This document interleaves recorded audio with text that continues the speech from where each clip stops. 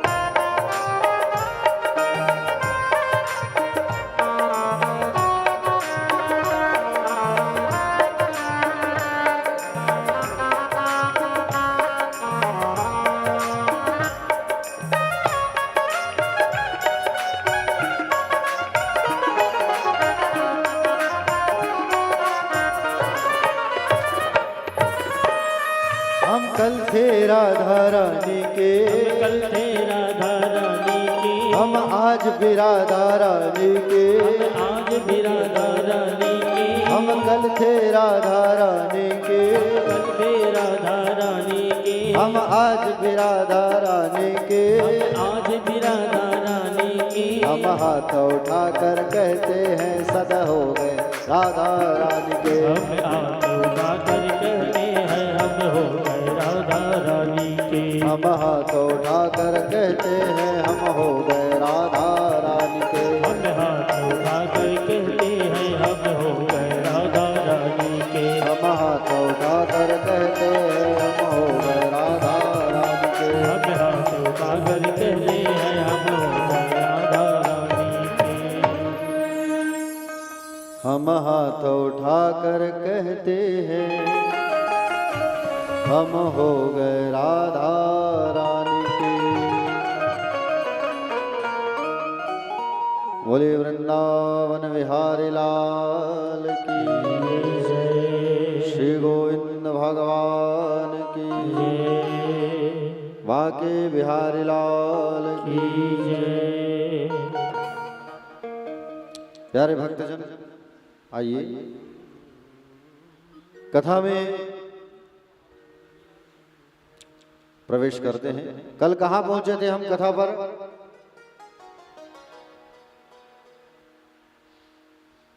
कल हम सब जो है महात्म की कथा को रसपान किए थे। आइए आज भागवत कथा पर विस्तार से हम सब जो है चर्चा करते हैं। प्यारे भक्तजन, देखिए श्रीमद् भागवत ज्ञान यज्ञ सप्ताह प्रथम स्कंद पर हम प्रवेश कर रहे हैं। भागवत की कथा चिन्मयी कथा है प्यारे, अद्भुत कथा है भागवत की कथा। श्रीमद् भागवत जो है साक्षात भगवान श्री कृष्ण का स्वरूप है। भागवत जो है, भागवत जो है साक्षात श्री कृष्ण है। देखो एक बात आपसे कहूं मैं, दुनिया के जितने भी ग्रंथ हैं उन प्रत्येक ग्रंथों में जब उसका शुभारंभ होता है ना, तो किसी देवता की स्तुति की जाती है। जैसे किसी ग्रंथ में राम की स्तुति की जाती है, किसी में हनुमान की स्तुति की जाती है। केवल दुनिया में श्रीमद् भागवत ही ऐसा ग्रंथ है जिसके आरंभ में किसी देवता का नाम, जिसके आरंभ में किसी देवता का नाम लेकर स्तुति नहीं की गई है। भागवत में स्तुति की गई है तो केवल सत्य, सत्यम परम धीमहि, सत्य की वंदना की गई है प्यारे, है ना। तो आइए शुभारंभ करते हैं हम सब जो है। स्वस्त्री श्री गणेशाय नमः।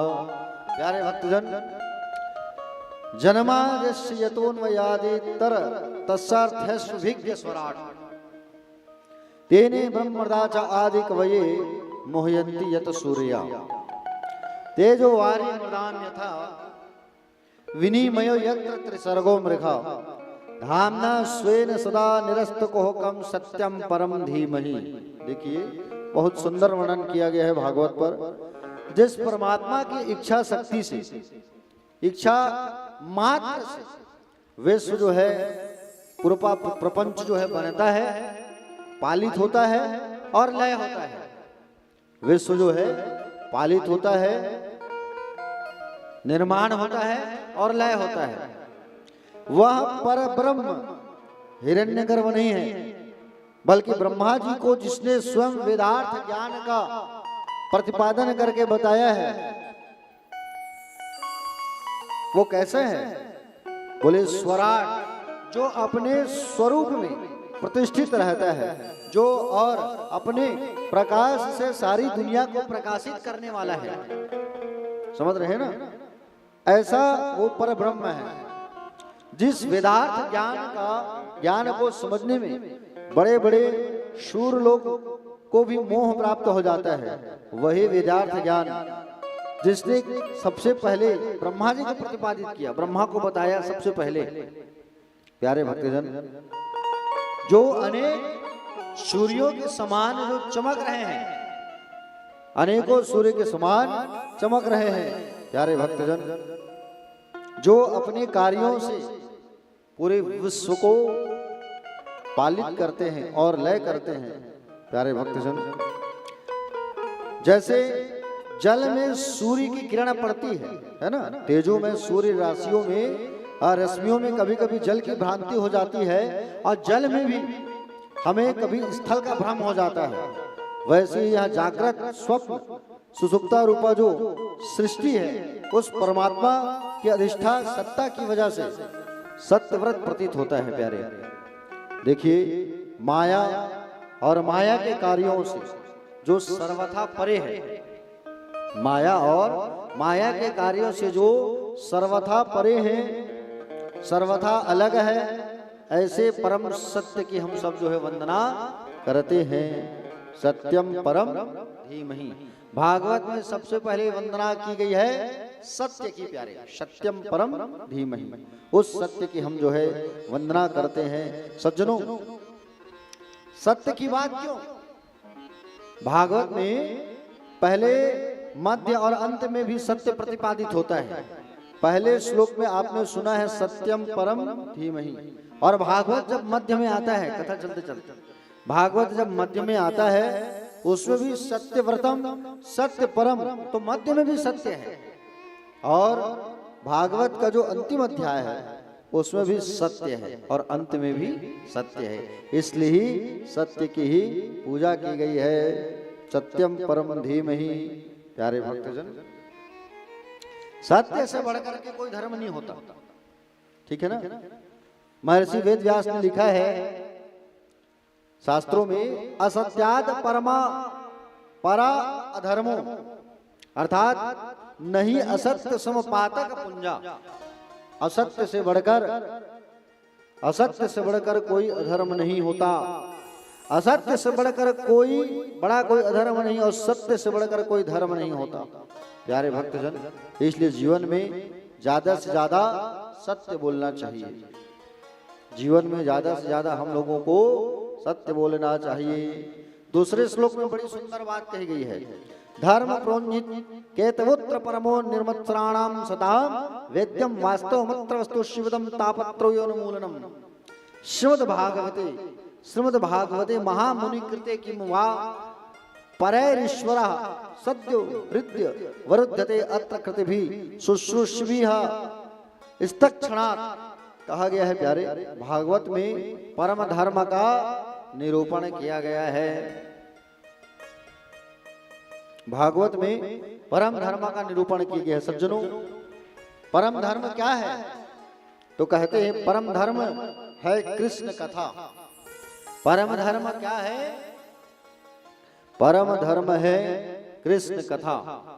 भगवान श्री कृष्ण की कथा को रसपान करना जो है बहुत बड़ा धर्म है। जो निष्कपट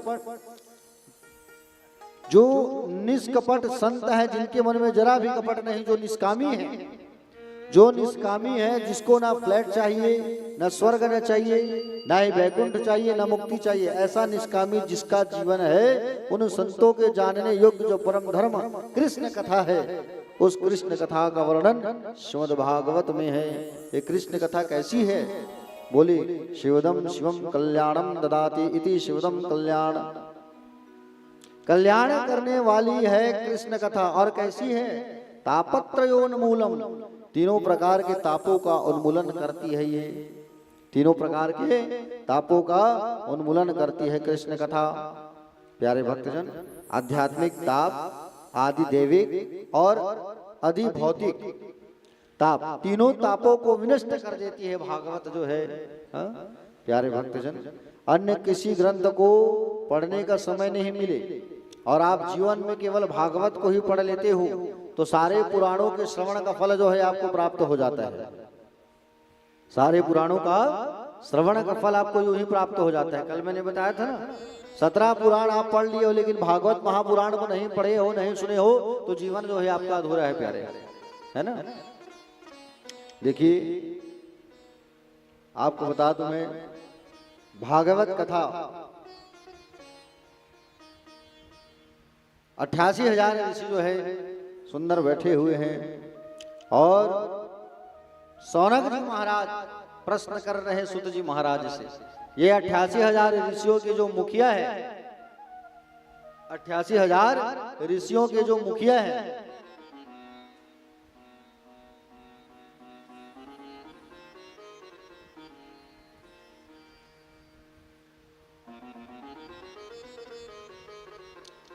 अठासी हजार ऋषियों के जो मुखिया है ना, उनका नाम है सौनक महाराज। और सौनक जी महाराज प्रश्न कर रहे हैं सूत जी महाराज से। अच्छा, ये सूत जी कौन है? ये सूत जी महाराज जो है वेद व्यास जी भगवान के लाडले शिष्य हैं और उनसे प्रश्न कर रहे हैं सूत जी महाराज से। क्या प्रश्न कर रहे हैं कि बोले आप जो है हमें ऐसी कथा का रसपान कराइए जिस कथा को सुनने मात्र से हमारा कल्याण हो जाए, हमारा कल्याण हो जाए, दूसरा साक्षात कृष्ण की प्राप्ति हो जाए और जो कलयुग के मनुष्यों का कल्याण करने वाली हो, ऐसी कथा हमें रसपान कराइए। प्यारे भक्तजन, आपको बता दूं मैं, ये भागवत कथा जो है, भागवत कथा जो है साधा, अगर हम ऐसा कहें तिजो भैया, तो उतने में भगवान श्री कृष्ण हमारे हृदय में आकर के बैठ जाते हैं। भागवत को सुनना है, भागवत को करवाना है, अगर हम ऐसा कहते हैं तो उतने में ही गलितम फलम शुक मुखाद अमृत द्रव संयुतम पिबत भागवतम रसमालयम हुरहु रसिका भुवि भावुका निगम कल्प तरुल गलितम फलम शुक मुखाद अमृत द्रव संयुतम पिबत भागवतम रसमालयम मुहुर्हु रसिका भुवि भावुका।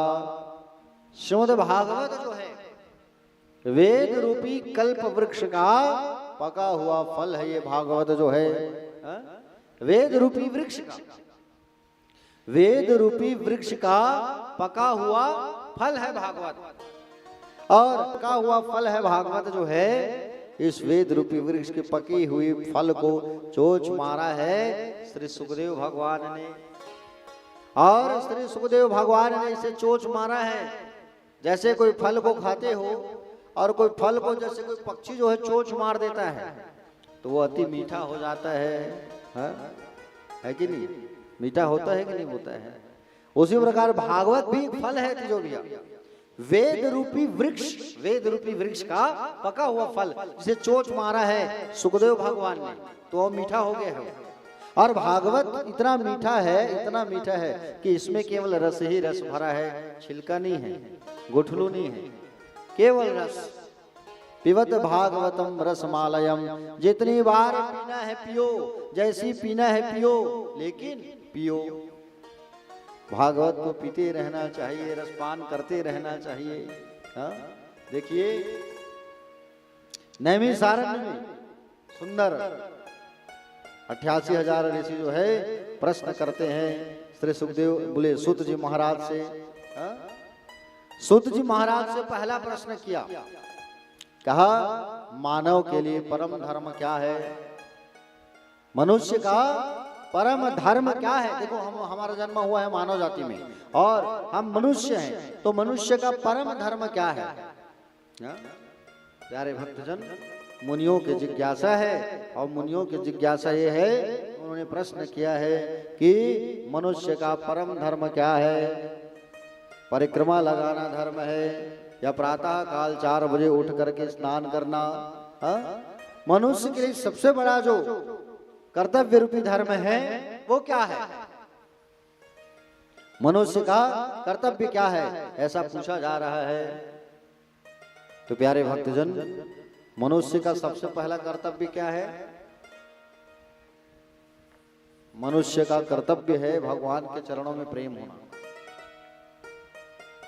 ऋषि जो प्रश्न कर रहे हैं, पहला प्रश्न किए हैं कि मानव के लिए परम धर्म क्या है, गुरुदेव बताइए। दूसरा प्रश्न किया है, जब मंदिर में हम जाते हैं और मंदिर में जब हम जाते हैं तो कई बात जो है हम कंफ्यूजन में रहते हैं कि बोले कौन से देवता श्रेष्ठ है कि कौन सी देवी श्रेष्ठ है, किसकी पूजा करें हम।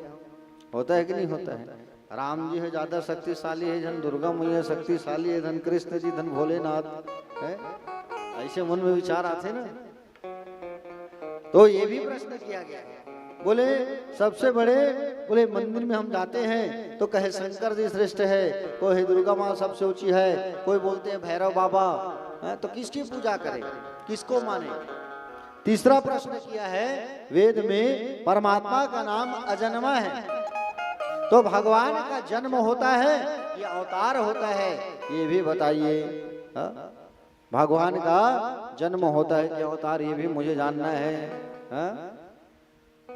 और चौथा प्रश्न किया गया, क्या प्रश्न किया गया चौथा, कि भगवान के अवतार कितने हैं महाराज, भगवान के अवतार कितने हैं। कोई कहे 10 अवतार, कोई कहे 12 अवतार, समझ नहीं आता भगवान के कितने अवतार है, ये हमें आप बताइए। ये भी बात पूछा गया भगवान के अवतारों के बारे में। पांचवा प्रश्न किया गया, पांचवा प्रश्न हमारा ये है महाराज कि वक्ता वो श्रेष्ठ नहीं जो छोटी सी बात को बड़ी बनाकर बोले, वक्ता वो उत्तम है जो बात को सूक्ष्म रूप में बतावे। गागर में सागर भर करके अगर कहे, फिर संसार के लोगों के पास इतना समय कहाँ है। यदि हम विवेचन करने लग जाए तो सामने बैठे श्रोता सोने लग जाए। फिर मतलब क्या हुआ, संक्षिप्त में कहे, अतः साधुत्रेत्सारम समुद्रधृत्य मनीषया, जो सार सार है शास्त्रों का उसे हमें बताने की कृपा करो महाराज। छठवां प्रश्न किया गया, जब भगवान श्री कृष्ण लीला को संपन्न करने के लिए आए, श्री कृष्ण ने जब अवतार लिया तो अवतार लेते समय गोविंद ने कहा कि हम पृथ्वी का भार उतारेंगे। स्वयं भगवान ने गीता में कहा है, क्या कहा है भगवान ने, धर्म संस्थापनार्थाय संभवामि युगे युगे, मैं धर्म की स्थापना के लिए युग युग में अवतार लेता हूं।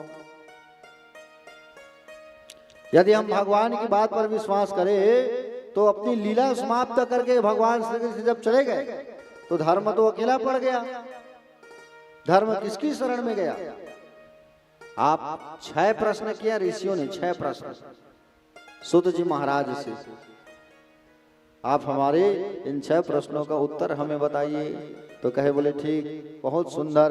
6 प्रश्नों को सुन करके सुंदर गदगद हो गए।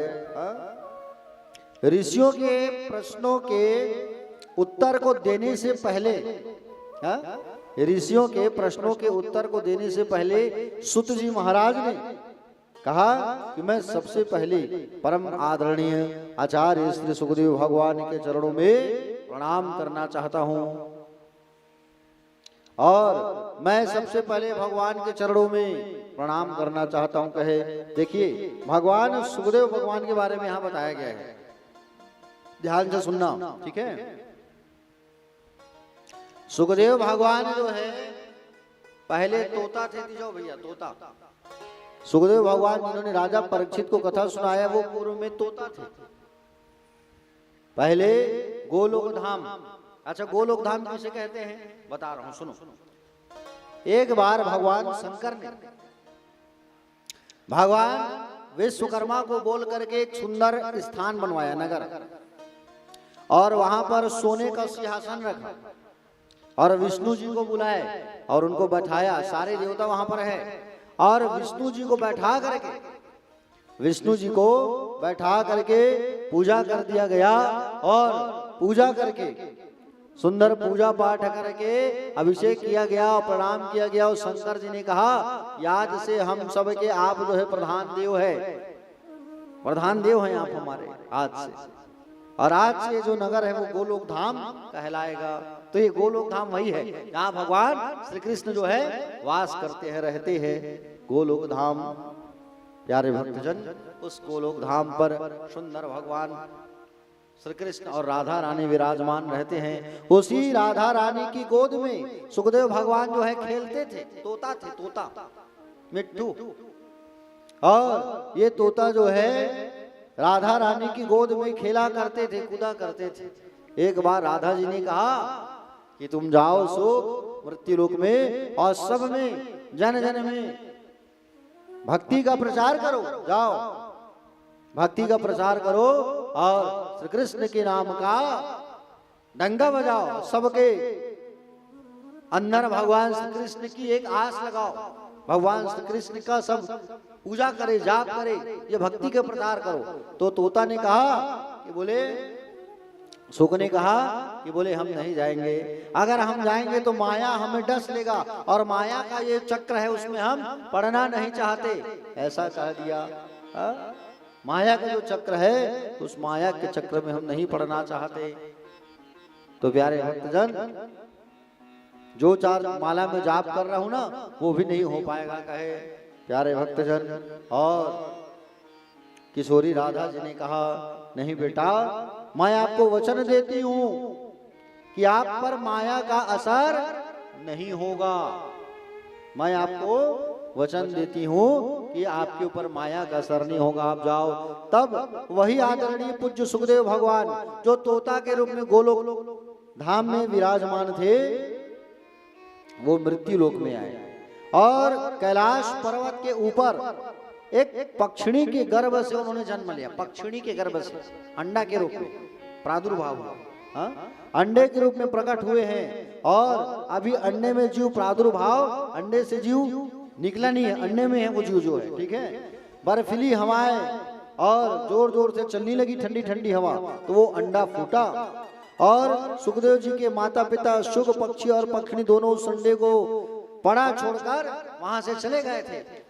और वहां से चले गए थे प्यारे भक्तजन, कैलाश पर्वत पर रहते हैं भगवान शंकर जी। कौन रहते हैं? कैलाश पर्वत पर भगवान शंकर जी रहते हैं और भगवान शिव जी वहां वास करते हैं।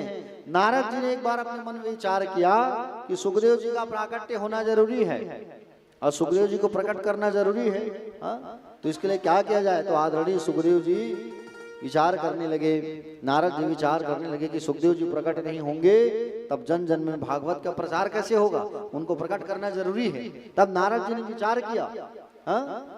नारद जी बड़े विचित्र संत हैं। नारम ज्ञानम ददाति इति नारदः, जो ज्ञान देता है ना उसे नारद कहते हैं। नारम अज्ञानम यति खंडयति इति नारदः, जो अज्ञान का खंडन करे उसे कहते हैं नारद। जो अज्ञान का खंडन करे वो है नारद। हमारे ब्रजवासी कहते हैं नारद जिसकी बात कभी रद्द न होए वो है नारद। प्यारे भक्तजन, नारद जी का स्वभाव बताऊं आपको मैं। जिस घर में कभी झगड़ा नहीं होता ना, यदि वहां नारद जी पदार्पण करे तो झगड़ा हो जाता है। आज जिस घर में झगड़ा होते रहता है वहां चले गए तो झगड़ा को शांत भी करा देते हैं। ऐसे संत हैं, विचित्र संत है नारद जी, समझ रहे हो नहीं। वो टीवी महाभारत सीरियल तुम देखत रहे तो बने बने ये नारद आ गए अब लड़ाई के काम करी, इसी की तो नहीं है। तो नारद जी जो है विचित्र संत है प्यारे। नारद जी जहां भी गए, भागवत में लिखा है नारदो देव दर्शनः, नारद का दर्शन जिस किसी मनुष्य को हो गया तो उसे भगवान जरूर मिल जाते हैं। ये नारद जी की विशेषता है प्यारे। नारद जी ने सोचा लक्ष्मी नारायण में तो झगड़ा मैं एक बार करा ही चुका हूँ, अब शिव जी और पार्वती जी के भी झगड़ा कराऊं एक बार। ऐसा विचार करके नारद जी चले आए। कहाँ? ऐसा विचार करके नारद जी जो है कैलाश पर्वत चले आए। उस समय शंकर जी नहीं थे, पार्वती मैया अकेले बैठी थी और नारद जी आए और नारद जी आकर के कहे क्यों मैया एक बात बताओ। बोले अकेले बैठे हो? आओ नारद जी स्वागत है, आओ पानी वानी पियो, प्रसाद खाओ, मीठा खाओ, लड्डू खाओ। बोले मैया आजकल मैं ना कहीं खाना पीना बंद कर दिया हूँ। बोले क्यों? पहले तो खाते थे प्रसाद, हम प्रसाद देते थे आपको। आजकल मैं खाना पीना इसलिए बंद कर दिया हूँ क्योंकि सूर नर मुनि सब की यहाँ रीति, स्वार्थ कर सब प्रीति। बोले आजकल सब लोग जो है स्वार्थ का प्रेम करते हैं। बोले अच्छा, हाँ सब आजकल स्वार्थ का प्रेम करते हैं। बोले अगर ऐसा बात है नारद जी, स्वार्थ का बात कर रहे हो आप, भाई हमारे स्वामी तो हमसे स्वार्थ से प्रेम नहीं करते। बोले निस्वार्थ प्रेम करते हैं। यहाँ तक कि गुरु दीक्षा, गुरु मंत्र को भी हमसे छुपाते नहीं हैं, सब बात बताते हैं हमारे स्वामी। अच्छा ये बात है मैया, तो आज शंकर जी आएंगे ना तो उन्हें एक बात पूछना। अगर शंकर जी आएंगे तो उनको पूछना आपके गले में जो मुंडों की माला है वो किसकी है। शंकर जी आएंगे तो उनसे पूछना स्वामी आप जो मुंडों की माला पहने हो वो किसका है। हाँ नारद जी यही बात तो नहीं बताया मेरे को। भगवान शंकर मुंड माला पहनते हैं, भगवान शंकर जो है मुंड माला पहनते हैं, लेकिन आपको नहीं बताया है कि मुंड माला है किसका। तो जब आएंगे तो पूछना। ठीक है स्वामी जी। वहां से चले गए नारद जी। अब भगवान शंकर आए। भगवान शंकर जैसे ही आए तो भगवान शंकर जब आए नारद जी को निकलते देख लिए। शंकर जी समझ गए पक्का कुछ खिचड़ी पका है आज। नारद जी जा रहे थे, शंकर जी देख लिए और शंकर जी जैसे आए तो मैया जो है आ गए। समझ गए बात करने के तरीका से। बोले ना जरूर कुछ बात पका है। बोले आप ना मुझसे एक बात छुपा के रखे हो स्वामी। बोले क्या बात? आप मुझसे ये बात छुपा करके रखे हो कि आपके गले में मुंड की माला है। आज तक आप ये बात मुझे नहीं बताए हो। आपके गले में जो मुंड की माला है वो किसकी माला लगा लटका के घूम रहे हो आप। शंकर जी ने कहा अच्छा बस इतना बात जानना है। सुनो देवी, ये जो मुंडों की माला है ना वो किसी का थोड़ी है, आपका ही तो है। मेरा? हाँ तुम्हारा कई बार जन्म होता है, कई बार तुम मरती हो। सती के रूप में आई थी, तुम देह त्यागी हो, तो तुम्हारा जो मुंड है उसको माला बना के पहन लिया हूँ। क्योंकि इसलिए पहना हूं क्योंकि तुम्हारी याद बनी रहे, मैं तुमको भूलूं ना, तुम्हारी याद बनी रहे, इसीलिए मैं इस माला को पहना हूं। अच्छा एक बात बताओ स्वामी, मैं ही मरती हूं और आप क्यों नहीं मरते हो, ये बात बताओ। तो कहा आप अमर कैसे हो ये मुझे जानना है। तो कहा कि मैंने अपने अंदर अमर कथा को उतार लिया है, अमर कथा को मैंने उतार लिया है, इसलिए मैं अमर हूं। अच्छा तो वो अमर कथा मुझे भी सुनाना पड़ेगा आपको। अच्छा तुमको भी सुनना है देवी अमर कथा? बोले हाँ चलो ठीक है, हम तुम्हें अमर कथा सुनाएंगे, लेकिन अमर कथा सुनने के लिए शर्त दो है। ध्यान से सुनना होगा, बीच बीच में हामी देना होगा और कथा में सोना नहीं है। बोले ठीक है। अब उसी समय भगवान शंकर जो है ताली बजाते हैं जोर से, ऐसा। अब ताली बजाए भगवान शंकर, जितने पक्षी थे वहां से उड़ के चले गए। उसी समय ऊपर अंडा जो था ना, उससे सुखदेव जी का जन्म हो चुका था, अंडे से पक्षी के रूप में। आज जैसे दूसरी ताली बजाए भगवान शंकर, और जैसे ही दूसरी ताली बजाते हैं भगवान शंकर जो है, प्यारे भक्तजन, जैसे ही दूसरी ताली बजाए तो वहां पर ठंडा हवा चलने लगा, और तीसरी ताली बजाए शंकर जी तो त्रिशूल जो है भ्रमण करने लगा। कोई छुप करके कथा थोड़ी सुन रहा है।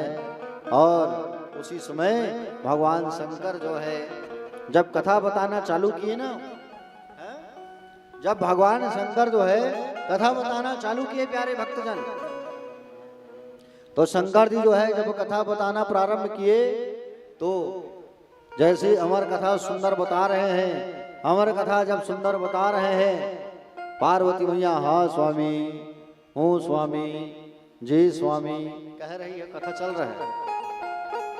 अब भगवान शंकर आंख को बंद करके कथा बता रहे हैं। आंख को बंद करके जब कथा बता रहे हैं, भोलेनाथ जो है आंख बंद करके जैसी कथा बताने लगे भोलेनाथ, तो पार्वती मैया सो गई भैया। अब पार्वती मैया जब सोई, तब वो तोता जो बैठा था वो हामी भरने लगा, हाँ स्वामी, स्वामी जी। शंकर जी का आंख खुला, भोलेनाथ की आंख खुली, और शंकर जी का जैसे आंख खुला, और शंकर जी का जब आंख खुला प्यारे भक्तजन, उसी समय शंकर जी ने देखा पार्वती तो सो रही है, और पार्वती तो सो रही है, और जैसे पार्वती सो रही है जब देखा, तब देखा कि हामी कौन भर रहा है यहाँ। मैं कथा बता रहा हूं, पार्वती सो रही है तो हामी कौन भर रहा है। ऊपर देखा, ऊपर जैसे देखा प्यारे भक्तजन, ऊपर जैसे देखा तो ऊपर बैठे हैं कौन, तोता का बच्चा,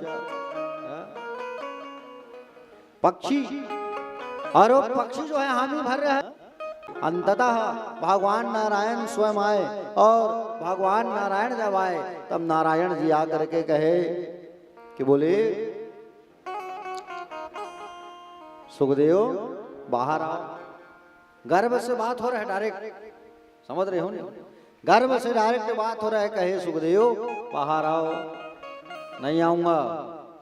बाहर आओ। नहीं आऊंगा। क्यों नहीं आओगे? अरे आऊंगा तो माया में मैं फंस जाऊंगा, मैं नहीं आऊंगा, यही ठीक हूं, मैं माला दो चार आपका नाम जप रहा हूं ना, वो नहीं हो पाएगा। सुखदेव बाहर आओ। नहीं आऊंगा। तब कहा मैं माया के चक्र को रोक रहा हूं, मेरी माया तुम्हें नहीं सताएगी, तुम बाहर आओ। तब वो तोता का, तब सुखदेव जी भगवान बाहर आए। कितने साल बाद? 12 साल बाद आए हैं। 12 साल तक माँ के गर्भ में वास किए हैं, और 12 साल बाद उनका जन्म हुआ सुखदेव जी का। जैसे जन्म हुआ, नार फूल सहित जंगल की ओर जाने लगे। 12 साल के थे। बोले सुखदेव भगवान की। चावल फूल डाल दो दोनों में, भगवान का जन्म हुआ है सुखदेव जी का। लास्ट में उसे आके चढ़ाना। हाँ, खाली दोनों में, खाली वाला दोनों में सुंदर डालते जाओ। बताओ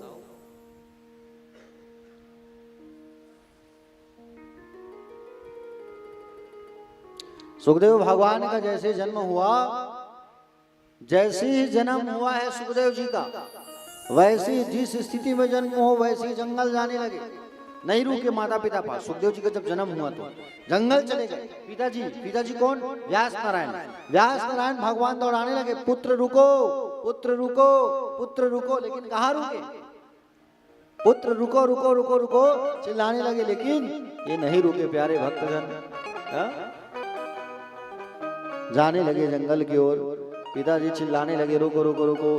तो जंगल के वृक्षों से आवाज आया, ये आपके पुत्र नहीं है, ये संसार के लिए आया है। जब जा रहे थे तो वृक्षों से आवाज आ रहा है। बोले वृक्षों से आवाज आ रहा है, वापस आओ, वापस आओ व्यास नारायण, मत जाओ पुत्र के पीछे, संसार का पुत्र है ये। ऐसा जब कहने लगे प्यारे भक्तजन, व्यास जी नहीं माने। भाई बेटा है, 12 साल बाद आया है तो ऐसी थोड़ी छोड़ दे। जाने लगे, चलो चलो चलो। मार्ग में कुछ माताएं नहा रही थी, उन्हें कहने लगे मेरा बेटा जो है नहा रहा है और आप लोग यहाँ बैठे हुए हो, ये अच्छी बात नहीं है, नहा रहे हो। हाँ? तो कहे वो तो बोले स्त्री और पुरुष में कोई भेद नहीं करते हैं, सबको बराबर रूप से देखते हैं। हाँ? सबको बराबर रूप से सुंदर देखते हैं।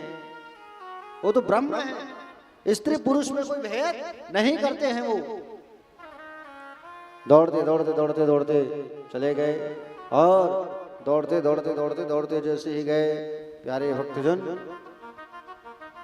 दौड़ते दौड़ते जैसे ही पुत्र के पास गए और जाकर के कहा कि बोले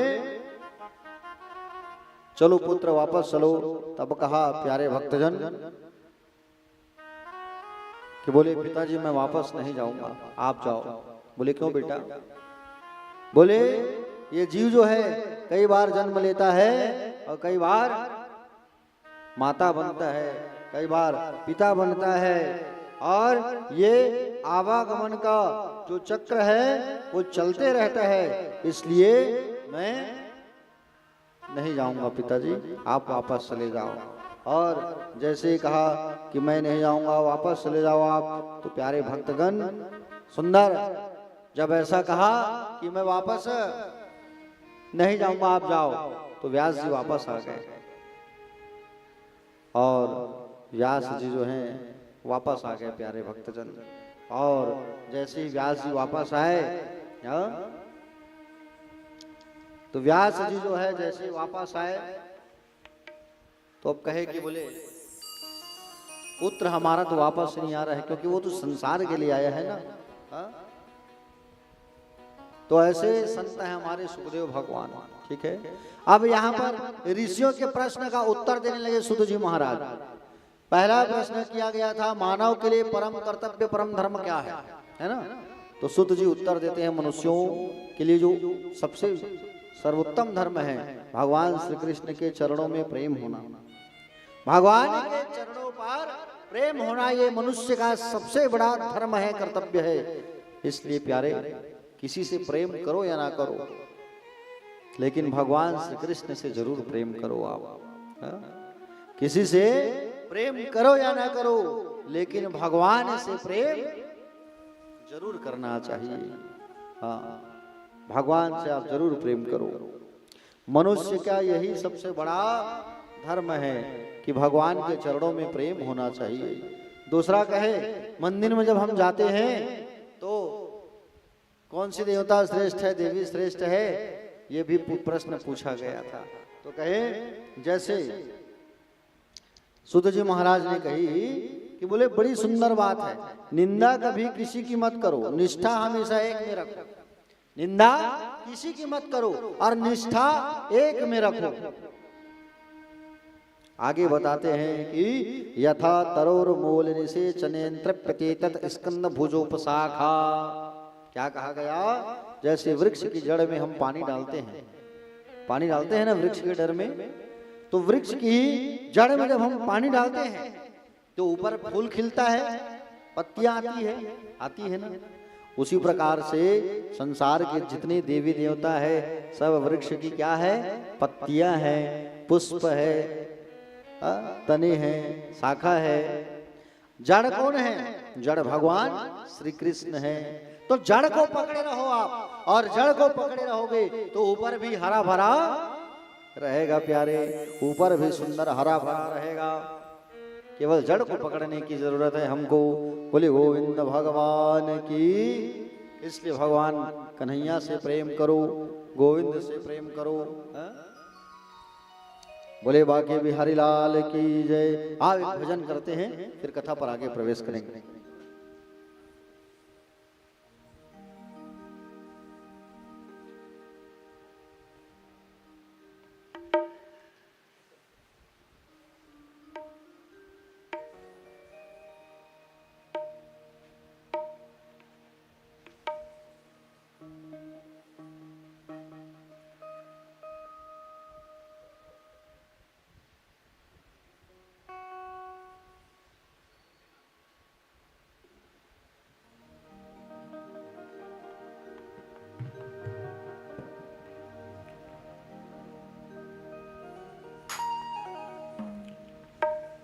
जो करते रहोगे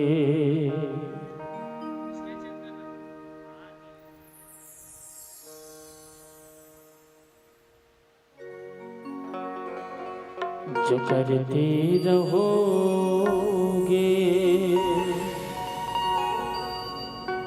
भजन धीरे धीरे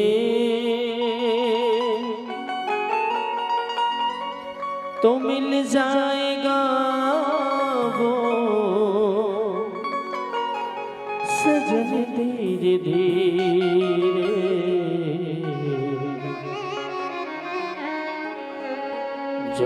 करते रहोगे भजन धीरे धीरे, तो करते रहोगे भजन धीरे धीरे, तो मिल जाएगा वो सजन धीरे धीरे। जो करते रहोगे भजन धीरे धीरे, जो करते रहोगे भजन धीरे धीरे, तो मिल जाएगा वो सजन धीरे धीरे, तो मिल जाएगा वो सजन धीरे धीरे, जो करते रहोगे।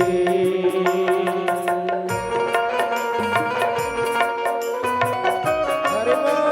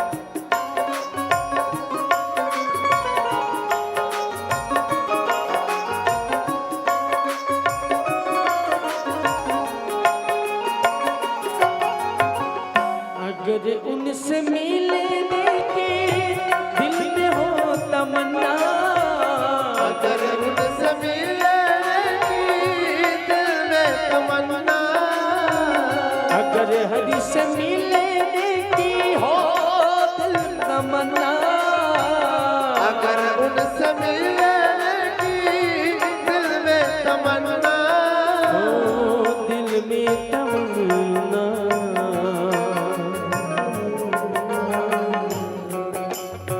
क्या बात। अगर हरि से मिलने की,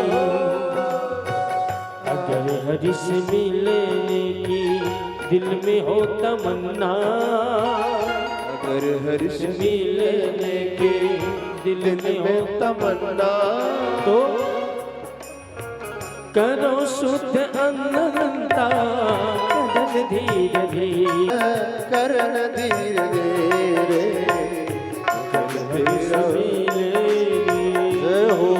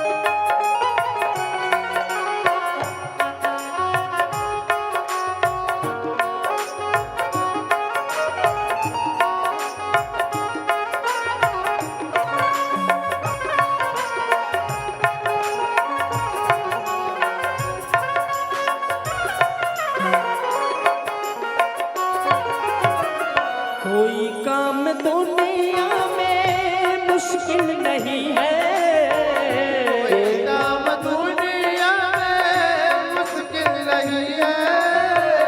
कोई काम दुनिया में मुश्किल नहीं है। कोई काम दुनिया में मुश्किल नहीं है। एक बहुत ही बड़ा सत्वचन है।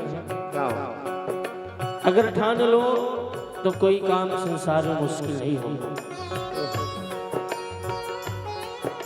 तू कर सकता है, कर सकता है हर इंसान, क्योंकि हम कौन हैं? उस प्रभु के अंश हैं।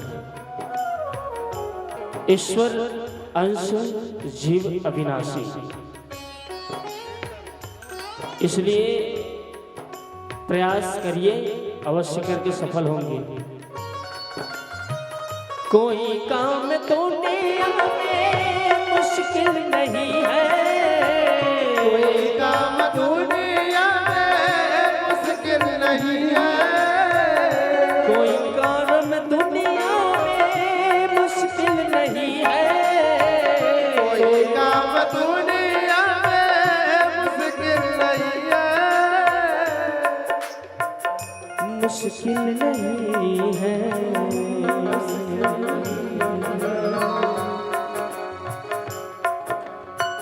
जो करते रहोगे कोई काम दुनिया में मुश्किल नहीं है। कोई काम दुनिया में मुश्किल नहीं है। जो करते रहोगे यतन धीरे धीरे, जो करते रहोगे यतन धीरे धीरे, जो करते रहोगे भजन धीरे धीरे, जो करते रहोगे भजन धीरे धीरे। तो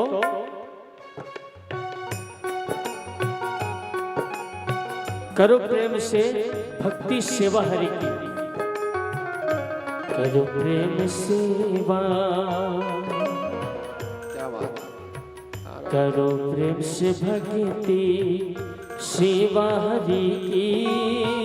करो प्रेम से सेवा हरि की। जब प्रेम को लेकर के, भक्ति को लेकर के प्रभु की सेवा करें, जब प्रेम को लेकर के, भक्ति को लेकर के प्रभु की सेवा में रहे तो क्या होगा? करो प्रेम से भक्ति सेवा हरि की। करो प्रेम से भक्ति सेवा हरि की। जो करते रहोगे यतन धीरे धीरे, जो करते रहोगे यतन धीरे धीरे, अब दुनिया में जो करते रहोगे भजन धीरे धीरे, जो करते रहोगे भजन धीरे धीरे, तो मिल जाएगा वो सजन धीरे धीरे, तो मिल जाएगा वो सजन धीरे धीरे, तो मिल जाएगा वो सजन धीरे धीरे, तो मिल जाएगा वो सजन धीरे धीरे, तो मिल जाएगा वो सजन धीरे धीरे। भोलवा के बिहारी लाल की जय। राधे राधे।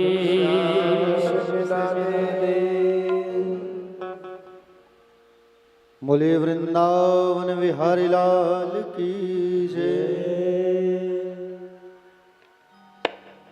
सभी भक्त जो है एक बार बड़े भाव से, प्रेम से हाथ उठा करके सभी कहिए राधे राधे।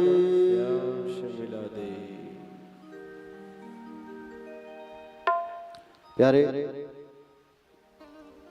प्रश्नों का उत्तर देते हुए यहां पर कहा गया कि भगवान श्री कृष्ण ही सारे देवों पर श्रेष्ठ हैं प्यारे। देखिए, गोविंद का चिंतन हमें हर समय करते रहना चाहिए। चिंता ना करो, चिंतन करो। तीसरी बात, भगवान का नाम अजन्मय है, तो भगवान जन्म लेते हैं कि अवतार लेते हैं? तो यहां कहा गया भगवान का जन्म नहीं, भगवान का अवतार होता है। तो बोले कितने अवतार, कब होते हैं? बोले जब जब हो ही धर्म की हानि, बाढ़ है असुर महाअभिमानी, तब तब धरी प्रभु विविध शरीरा, हर हो कृपा निधि सज्जन पीरा। प्यारे भक्तजन, भगवान के 24 अवतार हैं। सनक, सनंदन, सनातन और सनत कुमार, ये भगवान के प्रथम अवतारी। सनक, सनंदन, सनातन और सनत कुमार। दूसरा भगवान का अवतार है वाराह का अवतार, और तीसरा अवतार है भगवान का नारद जी का अवतार। चौथा अवतार है भगवान का नर और नारायण का अवतार। पांचवा अवतार है भगवान का कपिल देव का अवतार। छठवां अवतार है भगवान का दत्तात्रेय जी का अवतार। सातवां अवतार है भगवान का यज्ञ भगवान का अवतार। आठवां है ऋषभ देव जी का अवतार। नौवां है पृथुदेव का अवतार, और 10वां है मत्स्य अवतार। 11वां है कच्छप अवतार। 12वां है धन्वंतरी का अवतार, और 13वां है मोहिनी का अवतार। 14वें नंबर पर है नरसिंह भगवान का अवतार, और 15वें नंबर पर है वामन भगवान का अवतार। 16वें नंबर पर है परशुराम जी का अवतार। 17वें नंबर पर है व्यास जी का अवतार, वेद व्यास जी का। 18वें नंबर पर है आदरणीय श्री राम जी का अवतार। 19वें नंबर पर है बलराम जी का अवतार, और 20वें नंबर पर है भगवान कन्हैया का अवतार। 21वें नंबर पर है हरि अवतार। 22वें नंबर पर है हंस अवतार। 23वें पर बुद्ध है, और 24वें पर कल्कि का अवतार है भगवान का। ये 24 अवतार बताया गया है। कल्कि का अवतार इस कलिकाल पर होगा। जब कलयुग पर पाप बढ़ जाएगा, तब भगवान जो है विष्णु यश नाम के ब्राह्मण के घर पर, सुंदर भगवान, संभल तहसील उत्तर प्रदेश, भगवान का फिर से अवतार होगा। समझ रहे हो ना? ये कल्कि का जो अवतार है भगवान का फिर से होगा। कल्कि अवतार भगवान जो है सुंदर अवतार धारण करके आएंगे उत्तर प्रदेश के मुरादाबाद जिले में। कल्कि अवतार 24वें नंबर का उत्तर प्रदेश के मुरादाबाद जिले संभल नाम की तहसील में विष्णु यश नाम के ब्राह्मण के घर पर भगवान का कल्कि अवतार होगा। भगवान का रंग कैसा होगा? भगवान सांवले रंग के रहेंगे, और श्वेत रंग का उनका घोड़ा होगा। दिव्य सुगंध होगा। दुष्टों का, असुरों का संहार करके धर्म की स्थापना करेंगे भगवान। प्यारे भक्तजन, आपको बता दूं मैं, सुंदर ये 24 अवतारों का वहां पर वर्णन है, और 24 अवतारों का सुंदर यहाँ पर वर्णन किया गया है। आगे बताया गया है कथा पर कि द्वापर के अंत में, किसके अंत में? द्वापर के अंत में पराशर ऋषि और वसु कन्या सत्यवती के गर्भ से साक्षात भगवान के ही कला अवतार श्री कृष्ण द्वैपायन जी का प्राकट्य हुआ था। कलयुग के कलुषित प्राणियों के लिए, कलयुग के कलुषित प्राणियों के कल्याण करने के लिए व्यास ने एक वेद का 4 विभाग किया। एक वेद का 4 विभाग कर दिया। समझ रहे हो ना? और एक वेद का 4 विभाग किया। पंचम वेद एक एक करके 17 पुराण लिख दिया व्यास जी ने। कितना पुराण लिखा? 17 पुराण लिखा, और 17 पुराण उन्होंने लिखा प्यारे भक्तजन। लेकिन उसी समय उनके मन पर विचार आया कि मुझे शांति क्यों प्रदान नहीं हो रही है, शांति की प्राप्ति मुझे क्यों नहीं हो रही है, शांति की प्राप्ति मुझे क्यों नहीं हो रही है। व्यास जी ने विचार किया, और व्यास जी ने विचार, उदास क्यों है, क्यों निराश हो, उदास हो, क्या कारण है? तब कहा कि बोले 17 पुराण का मैंने रचना किया, फिर भी मेरा मन जो है अभी भी व्याकुल है, मेरे मन को शांति नहीं मिला है, मेरा अंतःकरण संतुष्ट नहीं हुआ है। नारद जी ने कहा, हे व्यास जी, आपने भगवान के निर्मल यश का प्रायः प्रतिपादन नहीं किया है, आपने भगवान के निर्मल यश का प्रतिपादन आपने नहीं किया है। न यच्चित्र पदम हरेर्यशोह जगत पवित्र गृणीतः करेजि त्वद्वायसं तीर्थमुसन्ति मानसा न यत्र हंसा निर्मन्त्यो शिक्षयाः। प्यारे भक्तजन, जो वाणी भगवान की कीर्ति का गान नहीं करती, वहां भले ही कितनी ही अलंकार से युक्त क्यों ना हो, समझ रहे हो ना?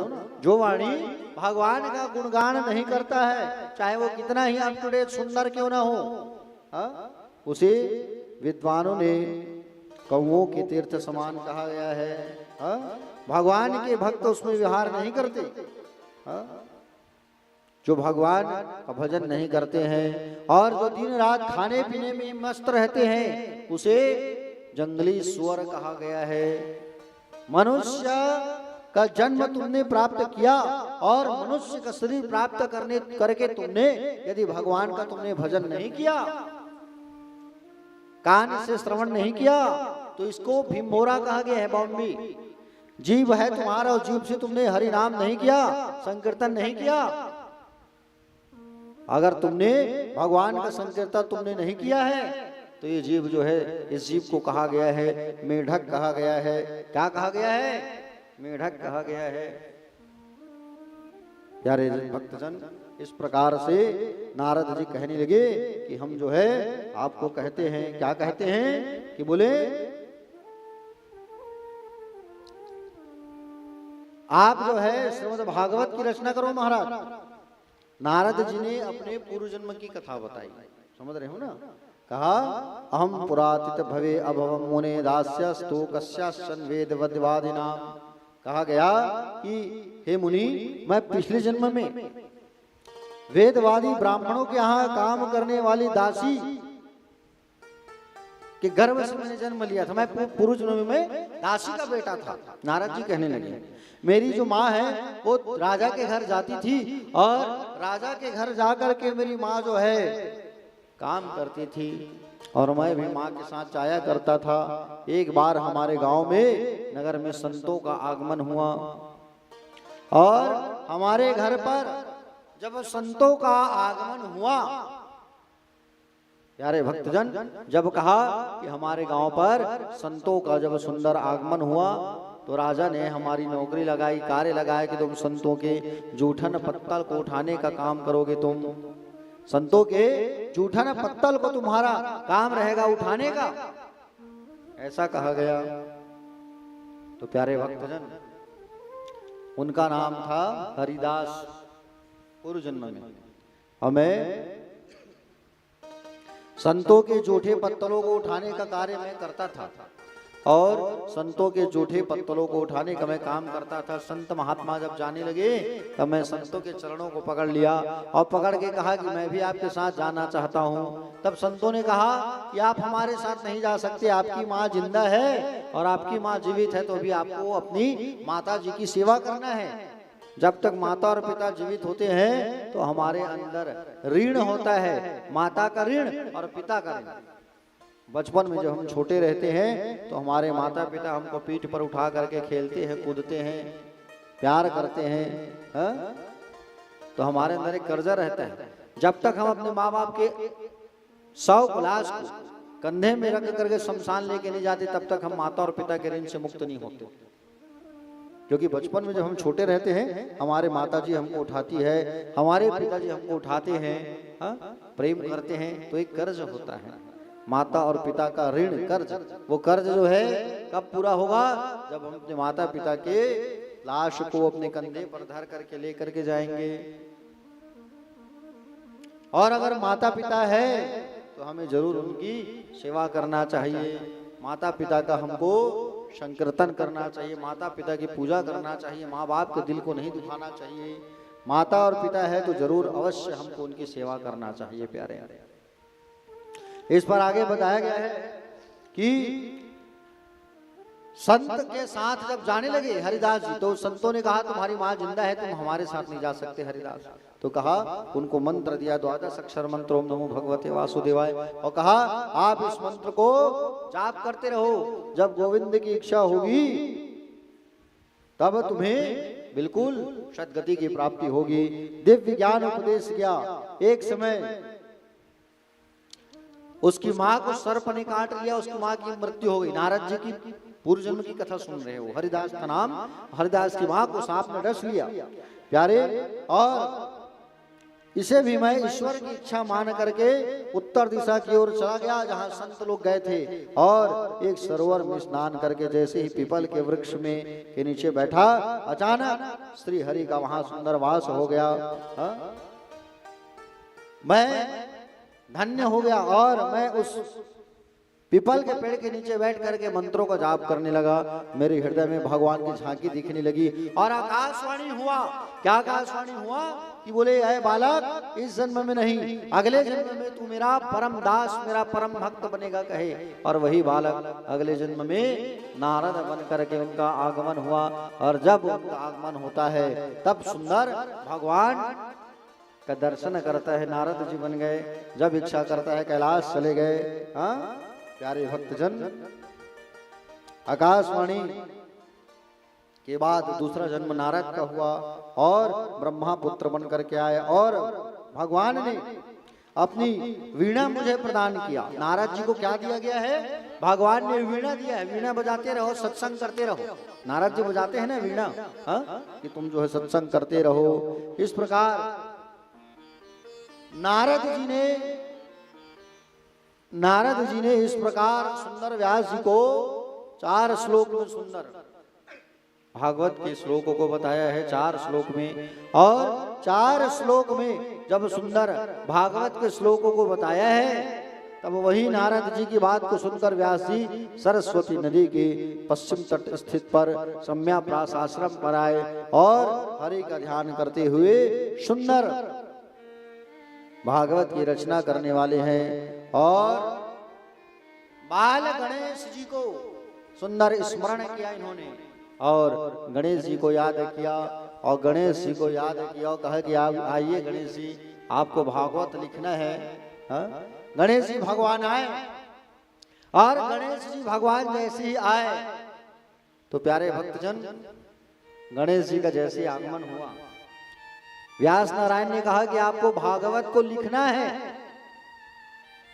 तो कहे कि बोले भागवत तो मैं लिखूंगा, ठीक है, लेकिन एक शर्त है। क्या शर्त? लगातार आपको बोलना पड़ेगा, और लगातार जब आप बोलोगे तभी मैं भागवत को लिखूंगा। बोले कहे ठीक है, मैं लगातार बोलूंगा और आप इसको लिखते जाना। प्यारे भक्तजन, इस प्रकार सुंदर व्यास नारायण भगवान जो है बोलते गए और गणेश जी लिखते गए। इस प्रकार से गणेश जी लिखते गए हैं भागवत को, और व्यास नारायण बोलते गए हैं। इस तरीके से भागवत की रचना हो गई। और रचना करने के बाद व्यास जी ने इसे प्रिय पुत्र सुखदेव जी को पढ़ाया है। समझ रहे हो ना? भागवत की जब रचना किया व्यास जी ने, तो भागवत की रचना करने के बाद श्री सुखदेव भगवान को इस भागवत को उन्होंने पढ़ाया। समझ रहे हो ना? भागवत पुराण को सुंदर पढ़ाया है। प्यारे भक्तजन, सुखदेव जी तो एक गाय को दूहने में जितना समय लगता है उससे ज्यादा ठहरते नहीं थे कहीं, है ना? फिर भी उन्होंने भागवत जी को सुंदर, भागवत को सुंदर उन्होंने अध्ययन किया। भागवत कथा को रसपान किया। व्यास जी जो है रचना करने के बाद भागवत को अपने बेटे सुखदेव जी को पढ़ाया है और सुखदेव जी भागवत की कथा सुन करके वापस जंगल चले गए। समझ रहे हो ना, वहां नहीं ठहरे श्री सुखदेव जी भगवान जो है। प्यारे भक्तजन, आगे सुध जी महाराज बताते हैं, सौनक आदि ऋषियों को सौनक जी आदि पूछने लगे कि सुखदेव जी ने महाराज परीक्षित जी को भागवत कथा क्यों सुनाई। तो सुध जी ने कहा, ये सौनक आदि ऋषियों, अब मैं आपसे परीक्षित जी के जन्म और पांडवों के स्वर्गारोहण की कथा का वर्णन करता हूँ। परीक्षित जी के जन्म की कथा को रसपान करते हैं। ये बोले गोविंद भगवान की जय, भागवत भगवान की जय। एक बार हाथ उठा के सभी कहो राधे राधे।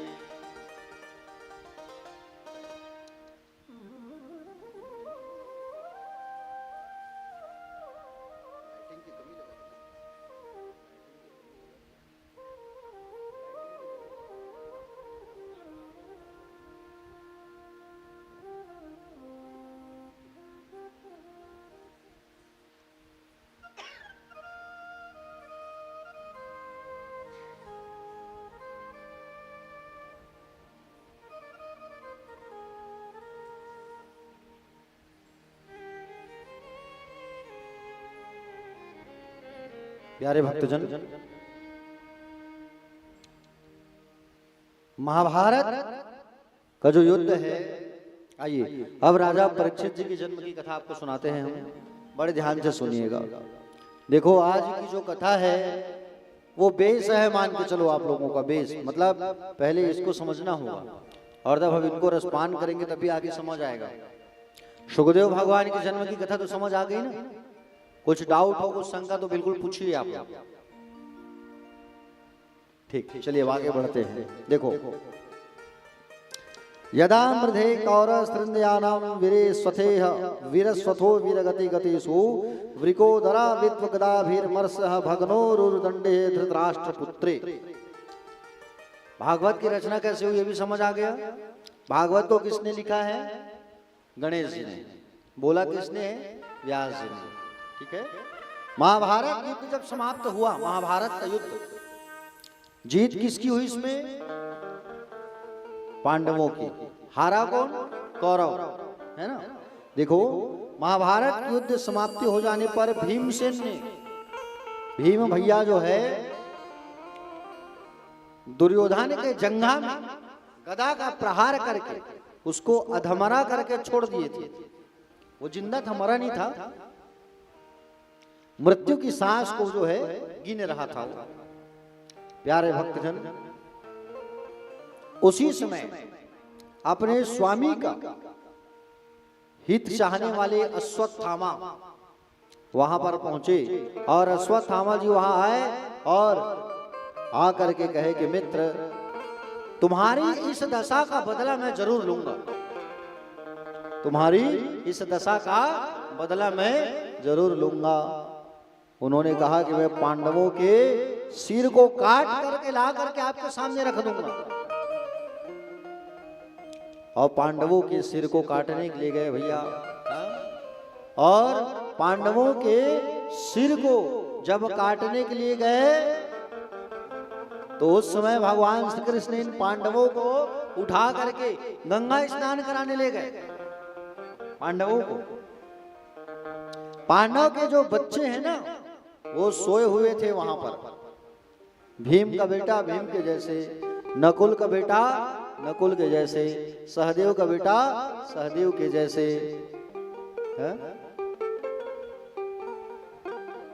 हूबहू दिखते थे जो भी एकदम। समझ रहे हो नहीं? जैसे हमारे बच्चे हमारे जैसे दिखते हैं नहीं, जैसे आपके संतान दूर से को भी देखेगा बता देगा जो भैया के बेटे हैं करके, है कि नहीं? वैसे ही पांडव के बच्चे भी पांडवों के समान दिखते थे, वो एकदम टू कॉपी। अब बच्चे सोए हैं, पांडव चले गए हैं द्रौपदी के सहित, भगवान दूर ले गए उन लोगों को गंगा स्नान कराने। चलो, उसी समय अश्वत्थामा आया तलवार लेकर के। अब पांडवों के जो बच्चे सोए हुए थे, पांडव के सभी पांचों बच्चों के सिर को काट दिया और सिर को काट करके मुंडी को पकड़ करके ले आया कहाँ? दुर्योधन के पास। दुर्योधन जब देखा तो जान गए पांडव नहीं, पांडव बच्चे हैं। अश्वत्थामा से कहे, अश्वत्थामा से कहने लगे कि बोले मित्र तुमने क्या कर दिया? ये तुम्हें नहीं करना था मित्र, तुमने गलत कर दिया मित्र। तुमने क्यों गलत कर दिया? क्योंकि ये बच्चे हमारे नाम से पिंडदान करते, ये बच्चे जो है हमारे नाम से पिंडदान करते और तुमने इसे भी मार दिया। तुम्हें ऐसा नहीं करना था मित्र, गलत कर दिया तुमने, तुमको ऐसा काम नहीं करना था। उसी समय दुर्योधन जो है मृत्यु को प्राप्त हो गया उसी समय। अब इधर पांडव लोग आए, देखे कि बच्चों का लाश पड़ा हुआ है। अरे बाप रे! पांडवों की पत्नी द्रौपदी रोने लगी। अब भाई किसी की भी बात रहे, 5 बच्चे अगर किसी के मर गए हैं तो स्वाभाविक सी बात है, तकलीफ तो होगा ना, दुख तो होगा। रोने लगी। अर्जुन कहने लगा जब तक मेरे बच्चों का हत्यारा पकड़ा नहीं जाएगा मैं चैन की सांस नहीं लूंगा। द्रौपदी जिंदा पकड़ के तुम्हारे सामने लाऊंगा मैं और इसी धरती पर गाड़ूंगा, चिंता मत करो। पता किया कौन आया था, कैसे किया, मालूम चल गया अश्वत्थामा आया था यहाँ।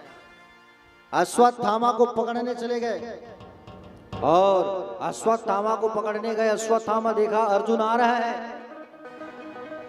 और अर्जुन आ रहा है करके जब जैसे विचार किया, प्यारे भक्तजन, अर्जुन को आते जब देखा अश्वत्थामा ने तो ब्रह्मास्त्र प्रहार कर दिया। अर्जुन भगवान श्री कृष्ण के चरणों में, भगवान कहे तुम में चलाओ ब्रह्मास्त्र। अब ब्रह्मास्त्र जब चलाए उसी समय ब्रह्मदेव आकर के समझाए कि ब्रह्मास्त्र को वापस लो अपना अपना, ब्रह्मास्त्र टकराएगा तो गड़बड़ हो जाएगा। अर्जुन जो है वापस लेने की विद्या जानता था, वापस ले लिया। लेकिन द्रोणाचार्य का बेटा अश्वत्थामा जो है बाण को वापस लेने की विद्या नहीं जानता था। उसने जानबूझ करके उस बाण को कहां छोड़ दिया? पांडवों की बहू उत्तरा के गर्भ में बाण को छोड़ दिया, ब्रह्मास्त्र को। अभिमन्यु की पत्नी उत्तरा के गर्भ में छोड़ दिया। अर्जुन पकड़ लिया अश्वत्थामा को और ला करके द्रौपदी के सामने पेश कर दिया, लो तुम्हारे बच्चों के हत्यारों को मैं पकड़ के ले आया हूं। तब कहे कि बोले बता द्रौपदी इसके साथ क्या करूं मैं, मारो कि छोड़ दूं? द्रौपदी कहने लगी स्वामी आप इसे छोड़ दो। अरे छोड़ने के लिए कह रही हो? क्यों? इसलिए छोड़ दो कह रही हूं स्वामी क्योंकि ये जो है आज इसे मार दोगे तो इसकी मां भी रोएगी, इसकी मां को भी तकलीफ होगा, इसकी मां भी रोएगी और जो कष्ट मुझे हो रहा है इनकी मां को होगा। भाई गुरु है तुम्हारे, धनुर्विद्या सिखाया और गुरु के पुत्र को मारोगे तो गुरु दोष लग जाएगा, मत मारो। भगवान श्री कृष्ण के पास गए अर्जुन जो है, केशव मैं क्या करूं बताओ आप? तो कहे ये ब्राह्मण का बेटा है, ब्राह्मणों की सबसे बड़ी संपत्ति होती है उनका सम्मान। एक काम करो इसका अपमान करके छोड़ो, इसके बाल को काटो और जो मणि है उस मणि को निकालो, मणि को निकाल लो। कहे अब मणि को निकाल करके बालों को काट करके अधमरा करके छोड़ दिया। बाण मारा है किसको? ब्रह्मास्त्र। उत्तरा जो है दौड़े दौड़े भगवान के पास आती है। किसके पास गई? भगवान के पास। और भगवान श्री कृष्ण के पास जाती है और भगवान हे प्रभु, उत्तरा जी ने भगवान को यहाँ पर महायोगी कहा है। योगी वह होता है जो पर काया में प्रवेश करना जानता है और आप तो महायोगी हैं हे प्रभु। उत्तरा कहती है हे प्रभु कि बोले यह तेज भले ही मुझे जला दे लेकिन मेरे गर्भ को नष्ट ना कर पाए। भगवान ने कहा चिंता मत करो, तुम्हारा जो गर्भ है वो सुरक्षित रहेगा, चिंता मत करो। कहे क्योंकि जो तुम्हारे गर्भ में आएगा इसलिए उसकी रक्षा मैं करूंगा और उसकी रक्षा मैं करूंगा, ऐसा कहे। और ऐसा कहा करके प्यारे भक्तजन सुंदर ऐसा विचार करके भगवान जो है उत्तरा के गर्भ में चले गए और उत्तरा के गर्भ में जाकर के मरे हुए पुत्र जो था ना परीक्षित गर्भ में, वो अधमरा हो गया था। भगवान श्री कृष्ण उसकी रक्षा किए और रक्षा करके उस गर्भ से भगवान वापस आए। प्यारे भक्तजन, उत्तरा जी की गर्भ की रक्षा के पश्चात भगवान द्वारिका जाने लगे। तब द्वारिका जब जाने लगे तब कुंती मैया ने भगवान की स्तुति गाई। कुंती मैया कौन है? भगवान की बुआ, फूफू। भगवान की बुआ कौन है? कुंती मैया, पांडवों की माँ। इन्होंने स्तुति गाया, नमस्ते पुरखम त्वादित्यमीश्वरम प्रकृति परम अलक्ष्यम सर्वभूतानामंत्र बहिरस्थितम। समस्त प्राणियों के भीतर और बाहर विद्यमान प्रकृति से परे आदि पुरुष परमात्मा को मैं प्रणाम करती हूँ। कितना आश्चर्य है प्रभु, आप समस्त प्राणियों के भीतर है और बाहर भी, फिर भी दिखाई नहीं पड़ते। क्यों? क्योंकि माया का पर्दा लगा हुआ है। माया का पर्दा लगा हुआ है। हे प्रभु, आप भगवान हैं, आप जगदीश्वर हैं। हे प्रभु, जब याद करती हूँ तो आपके हम पर अनंत कृपा नजर आते हैं। प्रभु, आपने कितना उपकार किया है हम लोगों के ऊपर। हे प्रभु, आपने कितना उपकार किया है हम सब के ऊपर। गोविंद, क्या बोलूं मैं। विशान महान पुरुषाद दर्शना दतसत भाया वनवास कृच्छता मृधे मृधे नेगमहार्थास्तत्रोह द्रव्यस्तत्र साहस्म हरेर्भिरक्षिता। बोले भीम को विशाल, बोले तो भीम को दिया गया जहर से आपने बचाया, लाचा गृह की आग से बचाया, हिडिंबा आदि राक्षसों के आक्रमण से बचाया, दुष्ट दुर्योधन की सभा में रक्षा किया, वनवास के दुख से बचाया, बार बार के युद्धों में हमारी मदद किया, अनेक महारथियों के अस्त्रों से आपने हमें बचाया। हे हरि, आपके द्वारा हम लोग रक्षा किए गए हैं। आप कितने दयालु हैं। हे जगत गुरु, आप भगवान हैं। चलो बुआ, आप मुझे भगवान कह रही हो तो मुझसे कुछ मांग लो आप। तो क्या मांगा कुंती बुआ ने? भगवान से दुख मांगा है, विपत्ति मांगा है। आप मुझे विपत्ति दे दो। विपदा संतो ना सस्व तत्र तत्र जगत गुरु भवतो दर्शनम यत् स्पाद यत् स्याद पुनर्भव दर्शनम, है ना? पुनर्भव दर्शनम कहा गया। हे प्रभु, आप मुझे दुख दे दो। देखो, हमारे पास जब दुख आता है तो हम घबरा जाते हैं। क्या करे, कैसा करे, हैं?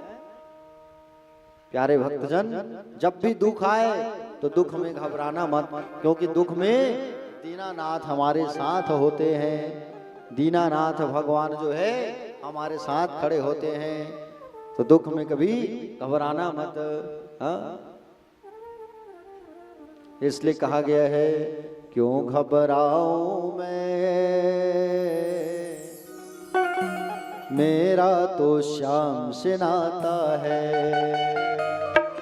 क्यों घबराऊं मैं, मेरा तो श्याम से नाता है। क्यों घबराऊं मेरा तो श्याम से नाता है।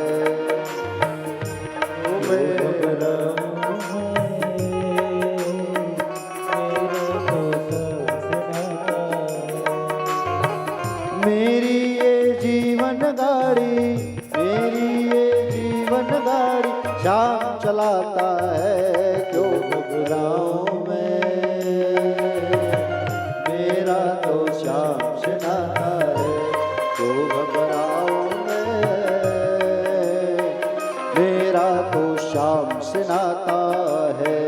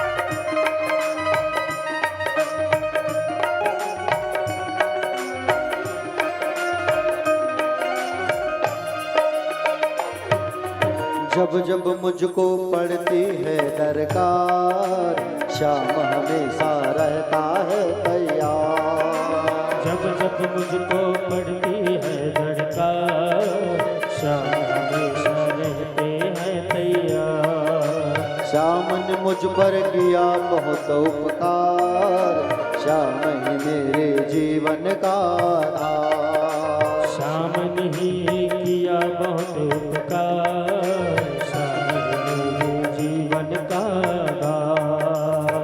हरदम ये मुझ पर अपना, हरदम ये मुझ पर अपना प्यार लुटाता है, क्यों घबराऊं मैं, मेरा तो श्याम से नाता है, क्यों घबराऊं मैं, मेरा तो श्याम से नाता है। जय हो।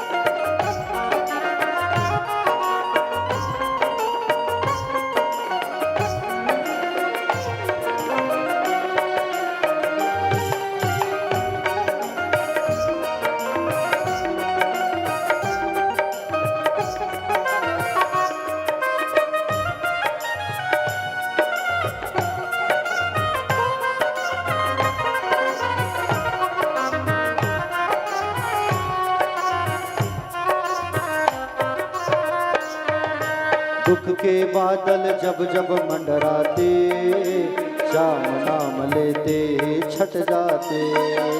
दुख के बादल जब जब है आते, श्याम नाम ही छट जाते हैं। बाल विवाह का वो ना कर पाते, कभी दोबारा नजर भी ना आते। बाल विवाह का करना पाते हैं, कभी दोबारा नजर भी ना आते। संकट आने से पहले, संकट आने से पहले श्याम आता है, क्यों घबराऊं मैं, मेरा तो श्याम से नाता है, क्यों घबराऊं मैं, मेरा तो श्याम से नाता है।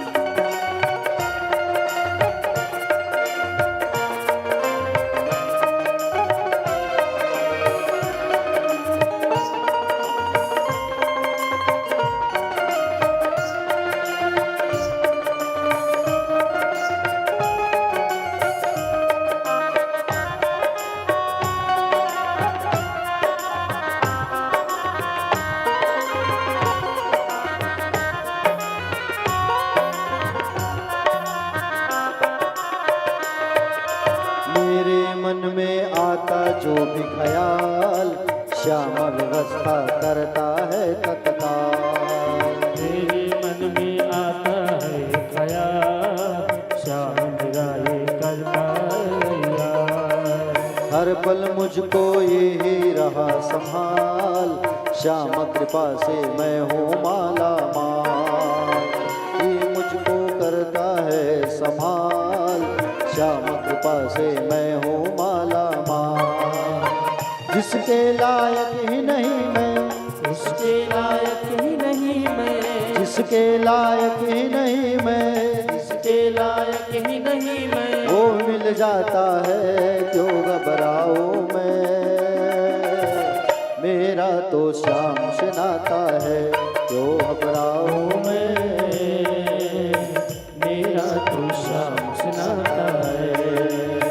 मेरी ये जीवन गाड़ी, मेरी जीवन गाड़ी, मेरी ये जीवन गाड़ी, मेरी जीवन गाड़ी, श्याम चलाता है क्यों घबराऊं मैं, मेरा तो श्याम से नाता है क्यों घबराऊं मैं,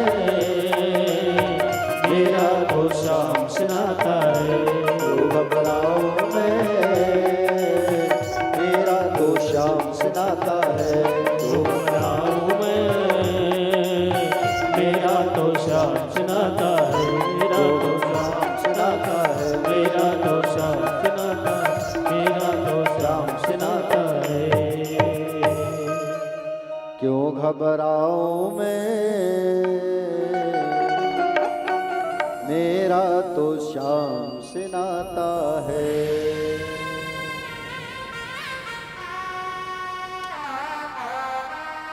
बोले गोविंद भगवान की जय। राधे राधे।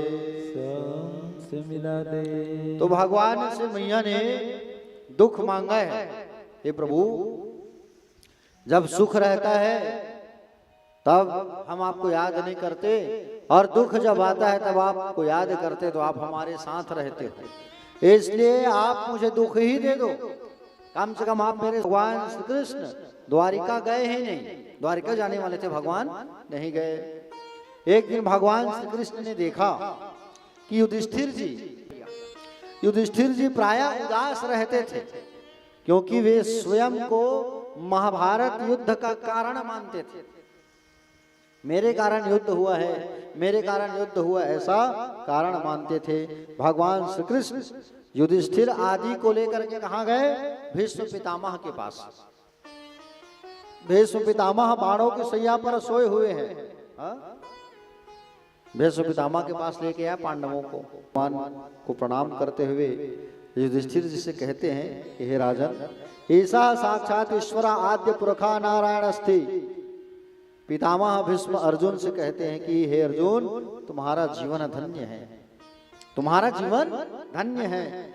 यम मन्यसे मातुलेयम प्रेम मित्रम सुहत्तमम अकरोह सजीवम दूतम सौहार्दादत सारथिम। बोले जिसका इनसे एक संबंध जुड़ जाए उसी का कल्याण हो जाता है। फिर तुमने तो माधव से अनेक रिश्ता जोड़ करके रखा है, तुमने माधव से तुमने अनेक रिश्ता जोड़ करके रखा है। तुम कभी इन्हें मामा का बेटा बना लेते हो, कभी मित्र बना लेते हो, कभी गुरु बना लेते हो, कभी सारथी बना लेते हो, कभी ड्राइवर बना के रथ चलवा लेते हो। अनेक रिश्ता जोड़ के रखे हो अर्जुन तुम भगवान से, धन्य हो तुम। प्यारे भक्तजन, हे मधुर मुस्कान और लाल लाल नेत्रों से सुशोभित मुख कमल वाले, जब तक मैं इस शरीर को ना छोड़ूं तब तक आप मेरी प्रतीक्षा करें। प्यारे भक्तजन, भगवान श्री कृष्ण ने युधिष्ठिर जी को इशारा किया, इस दुष्टिर को इशारा किया, कहा अच्छा समय है, जो पूछना चाहते हो पूछ लो। तब पूछा, दान धर्मान, राज धर्मान, मोक्ष धर्मान विभागशः, स्त्री धर्मान, भगवत धर्मान, समास व्यास योगता। कहा गया युधिष्ठिर जी पूछते हैं, क्या पूछते हैं? युधिष्ठिर जी पूछते गए और पितामह भीष्म ने दान धर्म, राजा के धर्म, मोक्ष के धर्मों को, स्त्रियों के धर्मों को और भागवत धर्म का संक्षेप और विस्तार पूर्वक बतलाया है। यहाँ पर शरीर छोड़ने की बेला में पितामह भीष्म भगवान श्री कृष्ण की 11 श्लोकों में स्तुति गाया है, 11 श्लोकों में। इति मतिरूपकल्पिता वितृष्णा भगवती सात्वत पुंगवे विभुम्निह स्वसुख मुपगतिः क्वचिद् विहतुः प्रकृति मुपीयुषिः यद्दो प्रवाह। हे आत्मानंद में लीन रहने वाले, कभी सृष्टि की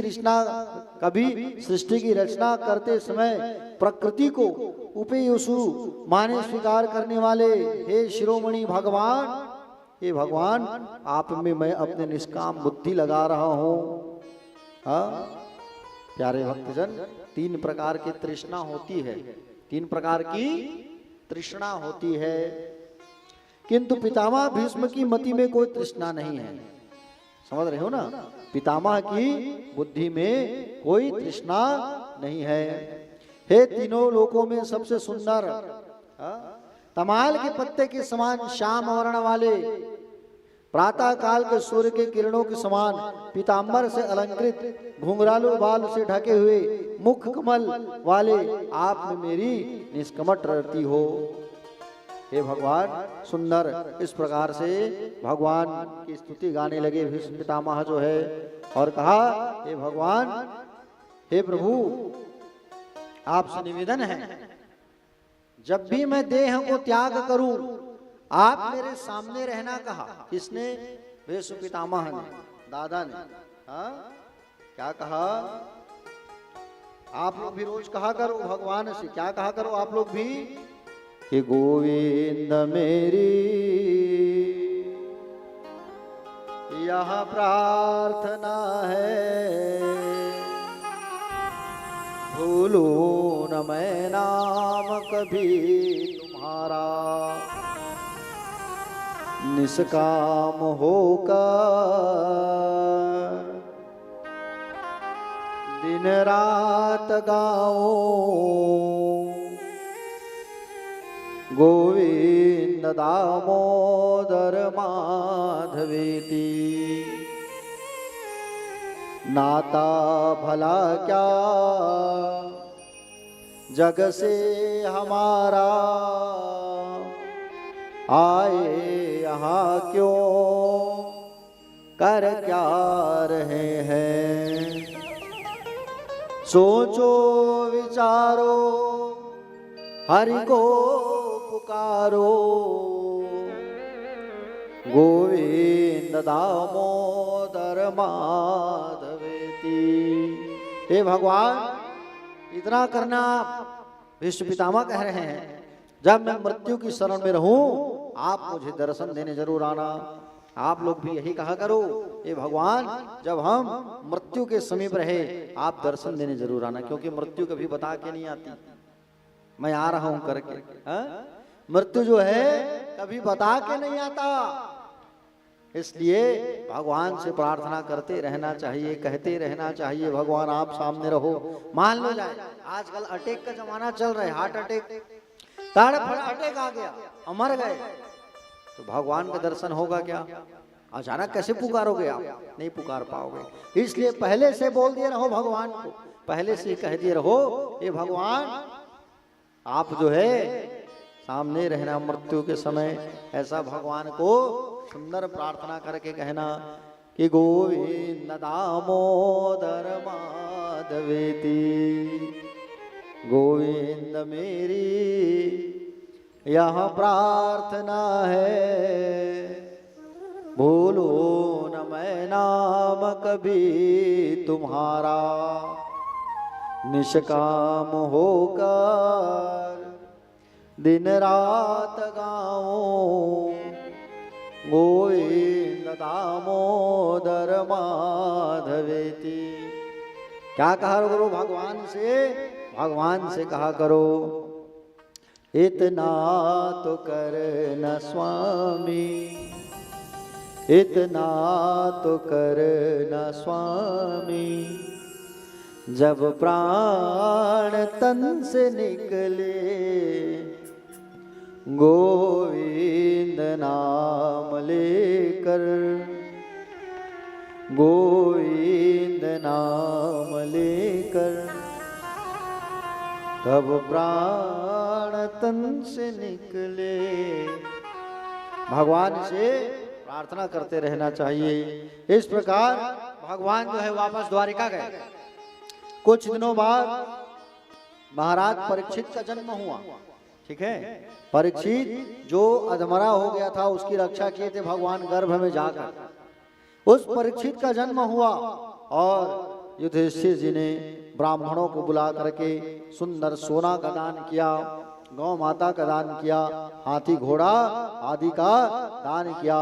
ब्राह्मणों ने प्रसन्न होकर के आशीर्वाद दिया। आशीर्वाद दिया भगवान कृष्ण के द्वारा इस बालक की रक्षा की गई। अतः इस संसार में इस बालक को विष्णु रात के नाम से जाना जाएगा।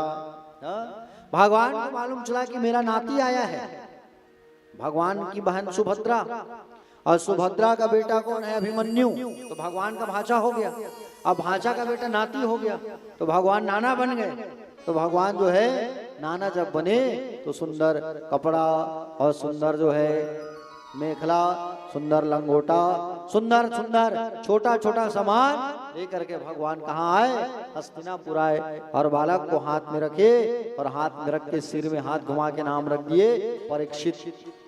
आज से ये बालक जो है परीक्षित के नाम से जाना जाएगा। आज से ये बालक जो है परीक्षित के नाम से जाने जाएंगे। कहे बोले वृंदावन बिहारी लाल की।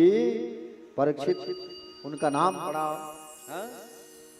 परीक्षित जी का सुंदर आगमन हुआ प्यारे भक्तजन। इधर भगवान जब आए तो अर्जुन जो है उनको छोड़ने गया, समझ रहे हो ना। और भगवान को छोड़ने गए कौन? अर्जुन, द्वारिका। उसी समय भगवान जो है अपने स्वधाम को गमन किए हैं। भगवान उसी समय स्वधाम गमन किए अर्जुन के सामने। अर्जुन जब वहां से वापस आए ना तो किसी से बात नहीं करते थे, चुप रहते थे। बड़े भैया ने पूछा, बताओ आप जो है इतने नाराज उदास क्यों रहते हो, क्या कारण है? तब कहा कि बोले हे प्रभु, हे भैया क्या बताऊं, हमारे गुरु, हमारे सखा, हमारे भगवान हम सबको छोड़ करके चले गए हैं। हम सबको छोड़ करके चले गए संसार से। युधिष्ठिर ने जब सुना तो मन व्याकुल हो गया। और युधिष्ठिर को प्यारे भक्तजन, युधिष्ठिर को जब ये बात मालूम चला, सबको मालूम चला, तो सबको बड़ा दुख लगा। समझ रहे हो ना प्यारे भक्तजन। जिन्होंने दुर्वासा से हमारी रक्षा किया, अरे जिन्होंने हमारी पल पल रक्षा किया, वो हम सबको छोड़ करके चले गए। तो प्यारे भक्तजन उसी समय पांडवों ने विचार किया कि हम भी अब यहां से चले जाएंगे, नहीं रहेंगे। जब हमारे स्वामी ही नहीं रहे संसार पर तो हम रह करके क्या करेंगे, ऐसा विचार किया। और प्यारे भक्तजन ऐसा विचार करके पांडव भी स्वर्गारोहण करने लगे। पांडव स्वर्गारोहण करने लगे कि भगवान जब स्वधाम चले गए तो हम रह के क्या करेंगे। तो हिमालय की ओर आगे बढ़े तो द्रौपदी सबसे पहले गिरी। भीम भैया पूछने लगे द्रौपदी पहले क्यों गिर गई? कहे अर्जुन से बहुत प्रेम करती थी। आगे गए, सहदेव गिर गया। सहदेव क्यों गिर गया प्रभु? सहदेव क्यों चला गया? तो कहे ज्ञान का अहंकार था, चला गया। नकुल गिर गया, सुंदरता का अभिमान, वो भी चला गया। भीम गिरा, भीम अर्जुन गिरा। फिर अर्जुन क्यों गिरा प्रभु? धनुर्विद्या का अहंकार था, ये भी चला गया। आगे जाने के बाद भीम गिर गया। भीम क्यों गिरा प्रभु? तो कहे खाने का अहंकार था, इसलिए ये भी चला गया। खाने का अहंकार था, इसलिए ये भी चला गया। प्यारे भक्तजन खाने का अहंकार था, इसलिए ये भी चला गया है। कहे अंत में युधिष्ठिर जब गया तो शरीर के साथ ऊपर गया है स्वर्ग। शरीर को लेके कोई ऊपर जाता है? कोई नहीं जाता, सब शरीर को छोड़ करके जाते हैं। लेकिन प्यारे भक्तजन शरीर को युधिष्ठिर जो है शरीर को साथ लेकर के गए हैं ऊपर। युधिष्ठिर भैया जो है शरीर को साथ लेकर के गए ऊपर। साथ में कुत्ता जा रहा था। यमराज आकर के कहे ये कुत्ता नहीं जा सकता। क्यों नहीं जाएगा? ये कुत्ता मेरे साथ साथ चला है, मैं इसके साथ नहीं छोड़ूंगा, ये भी जाएगा। वो कुत्ता को दूसरा नहीं यमराज ही था। और युधिष्ठिर जी महाराज देह के साथ स्वर्ग गए हैं। बोलो भक्तवत्सल भगवान की जय, गोविंद भगवान की जय। इस प्रकार से प्यारे भक्तजन पांडव स्वर्गारोहण किए और छोटे से परीक्षित को राजा बना करके गए हैं लोग, है ना। छोटे से परीक्षित को राजा बना करके ये लोग गए हैं। परीक्षित जो है राजा बन गए हैं और परीक्षित जी राजा बने हैं और छोटे से परीक्षित को राजपाट सौंप करके चले गए। आगे परीक्षित जी का विवाह हुआ इरावती के साथ और उनके 4 पुत्र हुए परीक्षित जी के। जन्मेजय नाम था बड़े का, है ना।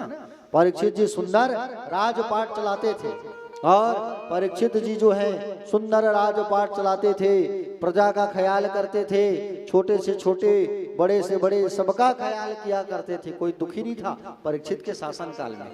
संतों की सेवा करता था, ब्राह्मणों की सेवा करता था, दान करता था, यज्ञ करता था, आश्रम में जाके झाड़ू लगाता था। समझ रहे हो ना, आश्रमों में जाकर झाड़ू लगाया करते थे, मुंह को बांध करके छुप छुप करके सेवा करते थे। एक बार परीक्षित और दिग्विजय के लिए निकले। एक बार उसने देखा काला कलुटा पुरुष कलयुग गौ माता को मार रहा है। काला पुरुष जो है गौ माता को मार रहा है। वो गौ माता कौन है? धरती मैया है। बैल को प्रताड़ित कर रहा है। वो बैल कौन है? वो बैल धर्म है। 3 पैर को काट दिया है। सत्य, तप और दया, एक पैर पे खड़ा है। तलवार लेकर के परीक्षित जी महाराज दौड़ पड़े और तलवार लेकर के जैसे ही दौड़े, प्यारे भक्तजन, तलवार लेकर के जैसे ही दौड़े और तलवार लेकर के जैसे ही दौड़े मारने के लिए, तो कलयुग जो है परीक्षित जी की शरण में आ गया। महाराज मैं कलयुग हूं, मैं कलयुग हूं, मेरी रक्षा करो। मैं कलयुग हूं महाराज, मेरी रक्षा करो आप, मैं आपकी शरण में आया हूं, मुझे स्थान दो। द्वापर का अंत और कलयुग का आगमन हो रहा था। बोले मैं जो है कलयुग हूं महाराज। तो कहे प्यारे भक्तजन, परीक्षित जी ने कलयुग को 4 स्थान दिया। पहला जुआ में, दूसरा मदिरालय शराब, तीसरा वैश्यालय और चौथा हिंसा। समझ रहे हो ना। कलयुग ने याचना किया महाराज कुछ अच्छे स्थान दे दो, मेरे युग में संत महात्मा होंगे, अच्छे स्थान दे दो। तो याचना जब किया, निवेदन किया मेरे युग में भी अच्छे अच्छे व्यक्ति रहेंगे महाराज, कुछ अच्छा स्थान दे दो। तब कहा सोने में स्थान दिया। सोने मतलब सोना वाला नहीं, पहनने वाला, स्वर्ण गोल्ड, सोना में स्थान मिला। और एक बार परीक्षित जी ने विचार किया। क्या विचार किया? कि बोले हमारे बाप दादा हमारे लिए कुछ तो रखे होंगे, चलो मैं देखूं। हमारे बाप दादा जो है हमारे लिए कुछ तो रखे होंगे, ऐसा कह करके खजाना वाले कमरे में गए तिजोरिया। बड़ा सा एक काला पेटी था, संदूक, उसको खोले तो एक सोने का मुकुट चमकता हुआ, और सोने का मुकुट था चमकता हुआ, और जो सोने का मुकुट था चमकता हुआ उसे उठा करके इन्होंने पहन लिया, धारण कर लिया। सोने के मुकुट को सुंदर इन्होंने धारण कर लिया। किसने? परीक्षित ने। प्यारे भक्तजन, वो सोने का मुकुट किसका था? वो सोने का मुकुट था जरासंध का। भीम जो है जरासंध को मार करके मुकुट को ला करके रखे थे, और उसी समय मुकुट को पहन करके शिकार करने गए राजा परीक्षित। अच्छा, धर्म का जब 3 पैर कटा था ना, सत्य तप दया, वो बैल जो था वो धर्म था, तो फिर से तीनों को जोड़ दिया था परीक्षित ने। समझ रहे हो ना। और परीक्षित जी महाराज उस सोने के मुकुट को पहन करके शिकार करने के लिए निकले, और शिकार करने जब निकले, लेकिन उसके सिर पर कौन बैठ गया है? कलयुग बैठ गया है आकर के। सोना में स्थान मिला है ना, सोना में स्थान मिला है, और सोना में स्थान मिला है प्यारे भक्तजन, सोना में स्थान मिला है तो सोने में जगह दिया परीक्षित। प्यारे भक्तजन, सोने में जब स्थान मिला है ना, तो स्वर्ण में स्थान मिला है तो सोने में जाकर बैठ गया कलयुग। स्वर्ण के मुकुट में जाकर के बैठा है कलयुग जो है कलयुग। अब मुकुट में जाके बैठ गया। परीक्षित कहाँ गया है? जंगल। क्या करने? शिकार करने के लिए। और उसी समय उसके सिर पे आके बैठा है कौन? कलयुग जो है आ करके बैठ गया है। अब इनको प्यास लगा। किसको प्यास लगा? परीक्षित जी को।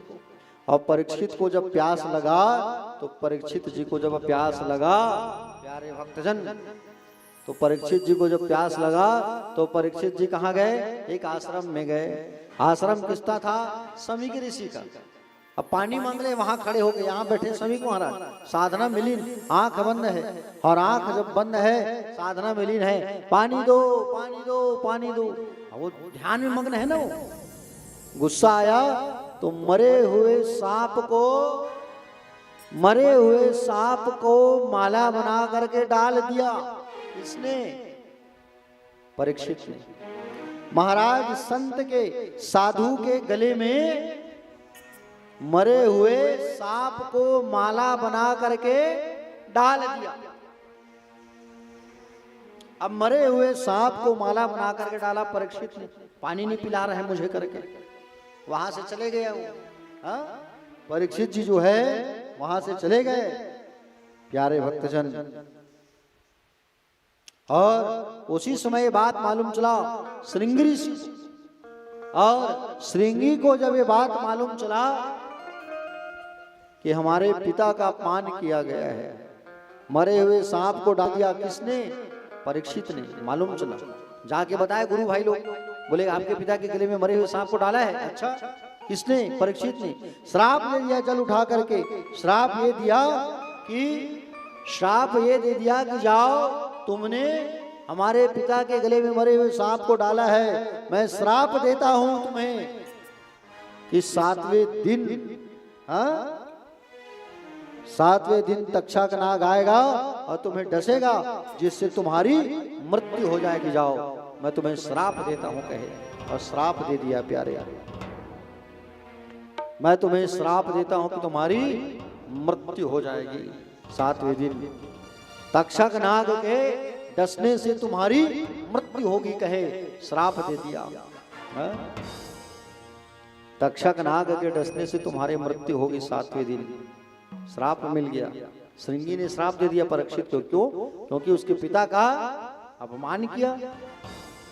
और परीक्षित जी जब घर आए, मुकुट को उतारे, तो उनको मालूम चल गया आज मेरे हाथ से कुछ गलत हो गया, गलत काम हो गया मेरे हाथ से। आज जिस हाथ से मैं दान करता था, यज्ञ करता था, उस हाथ से मैंने कुछ गलत किया है लग रहा है। इधर समीक महाराज के पास आकर के उसके पुत्र रोने लगे, पैर को पकड़ करके।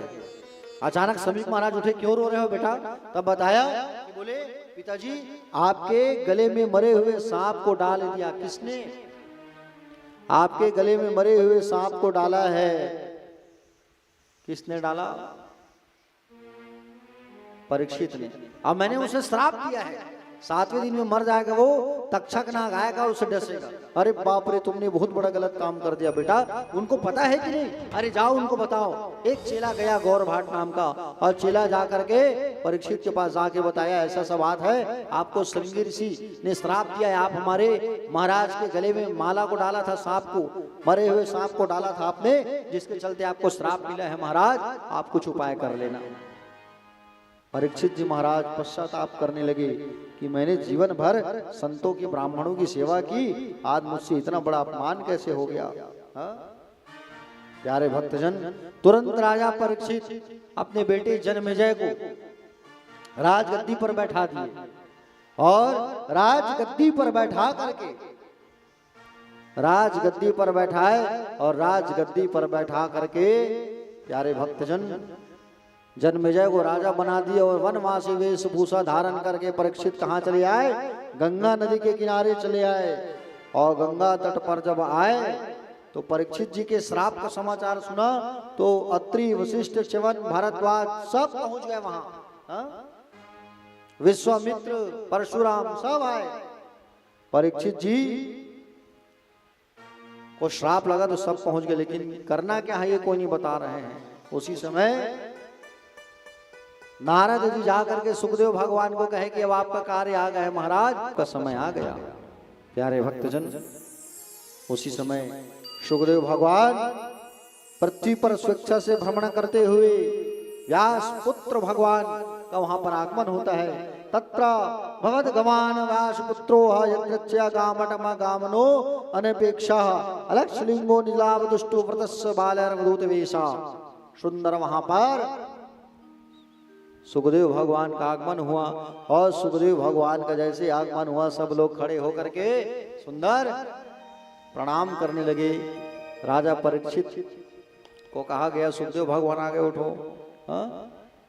सुखदेव भगवान आग बोले राजा परीक्षित आंख बंद करके ध्यान में मग्न थे। हे भगवान आप गर्भ में मेरी रक्षा किए थे, आप आकर के मुझे ज्ञान की अमृत पिलाओ, ज्ञान अमृत दो, जीवन मुझे सुधारना है, 7 दिन बचा है, मृत्यु को सुधारना है, आप आओ।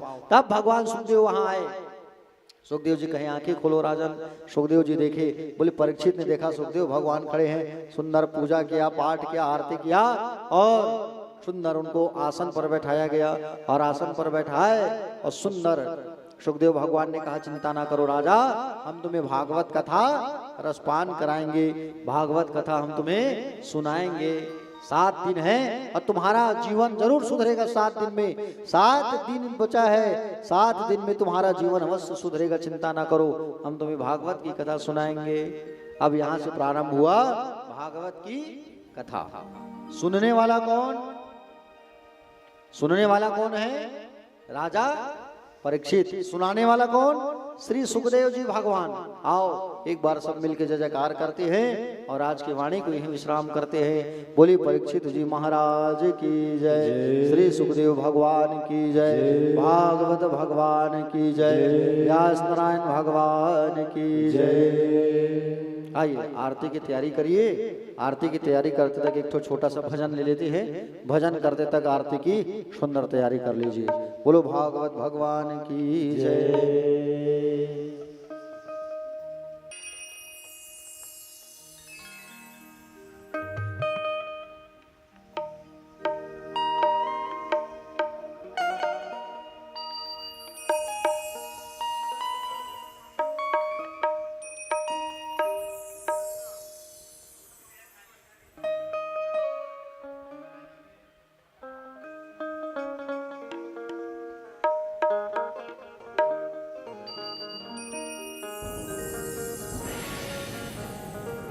राम का नाम लेकर जो मर जाएंगे, महल चौबारे तेरे साथ नहीं जाएंगे, अपने पराए तेरे साथ नहीं जाएंगे, महल चौबारे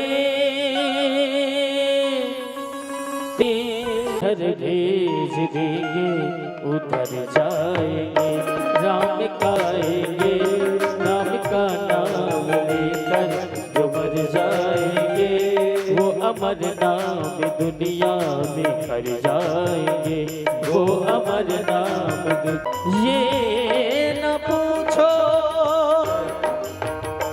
ये न पूछो कि मर कर किधर जाएंगे, ये न पूछो कि मर कर किधर जाएंगे, ये न पूछो कि मर कर किधर जाएंगे, वो उधर भेज देंगे उधर जाएंगे, वो जिधर भेज देंगे उधर जाएंगे।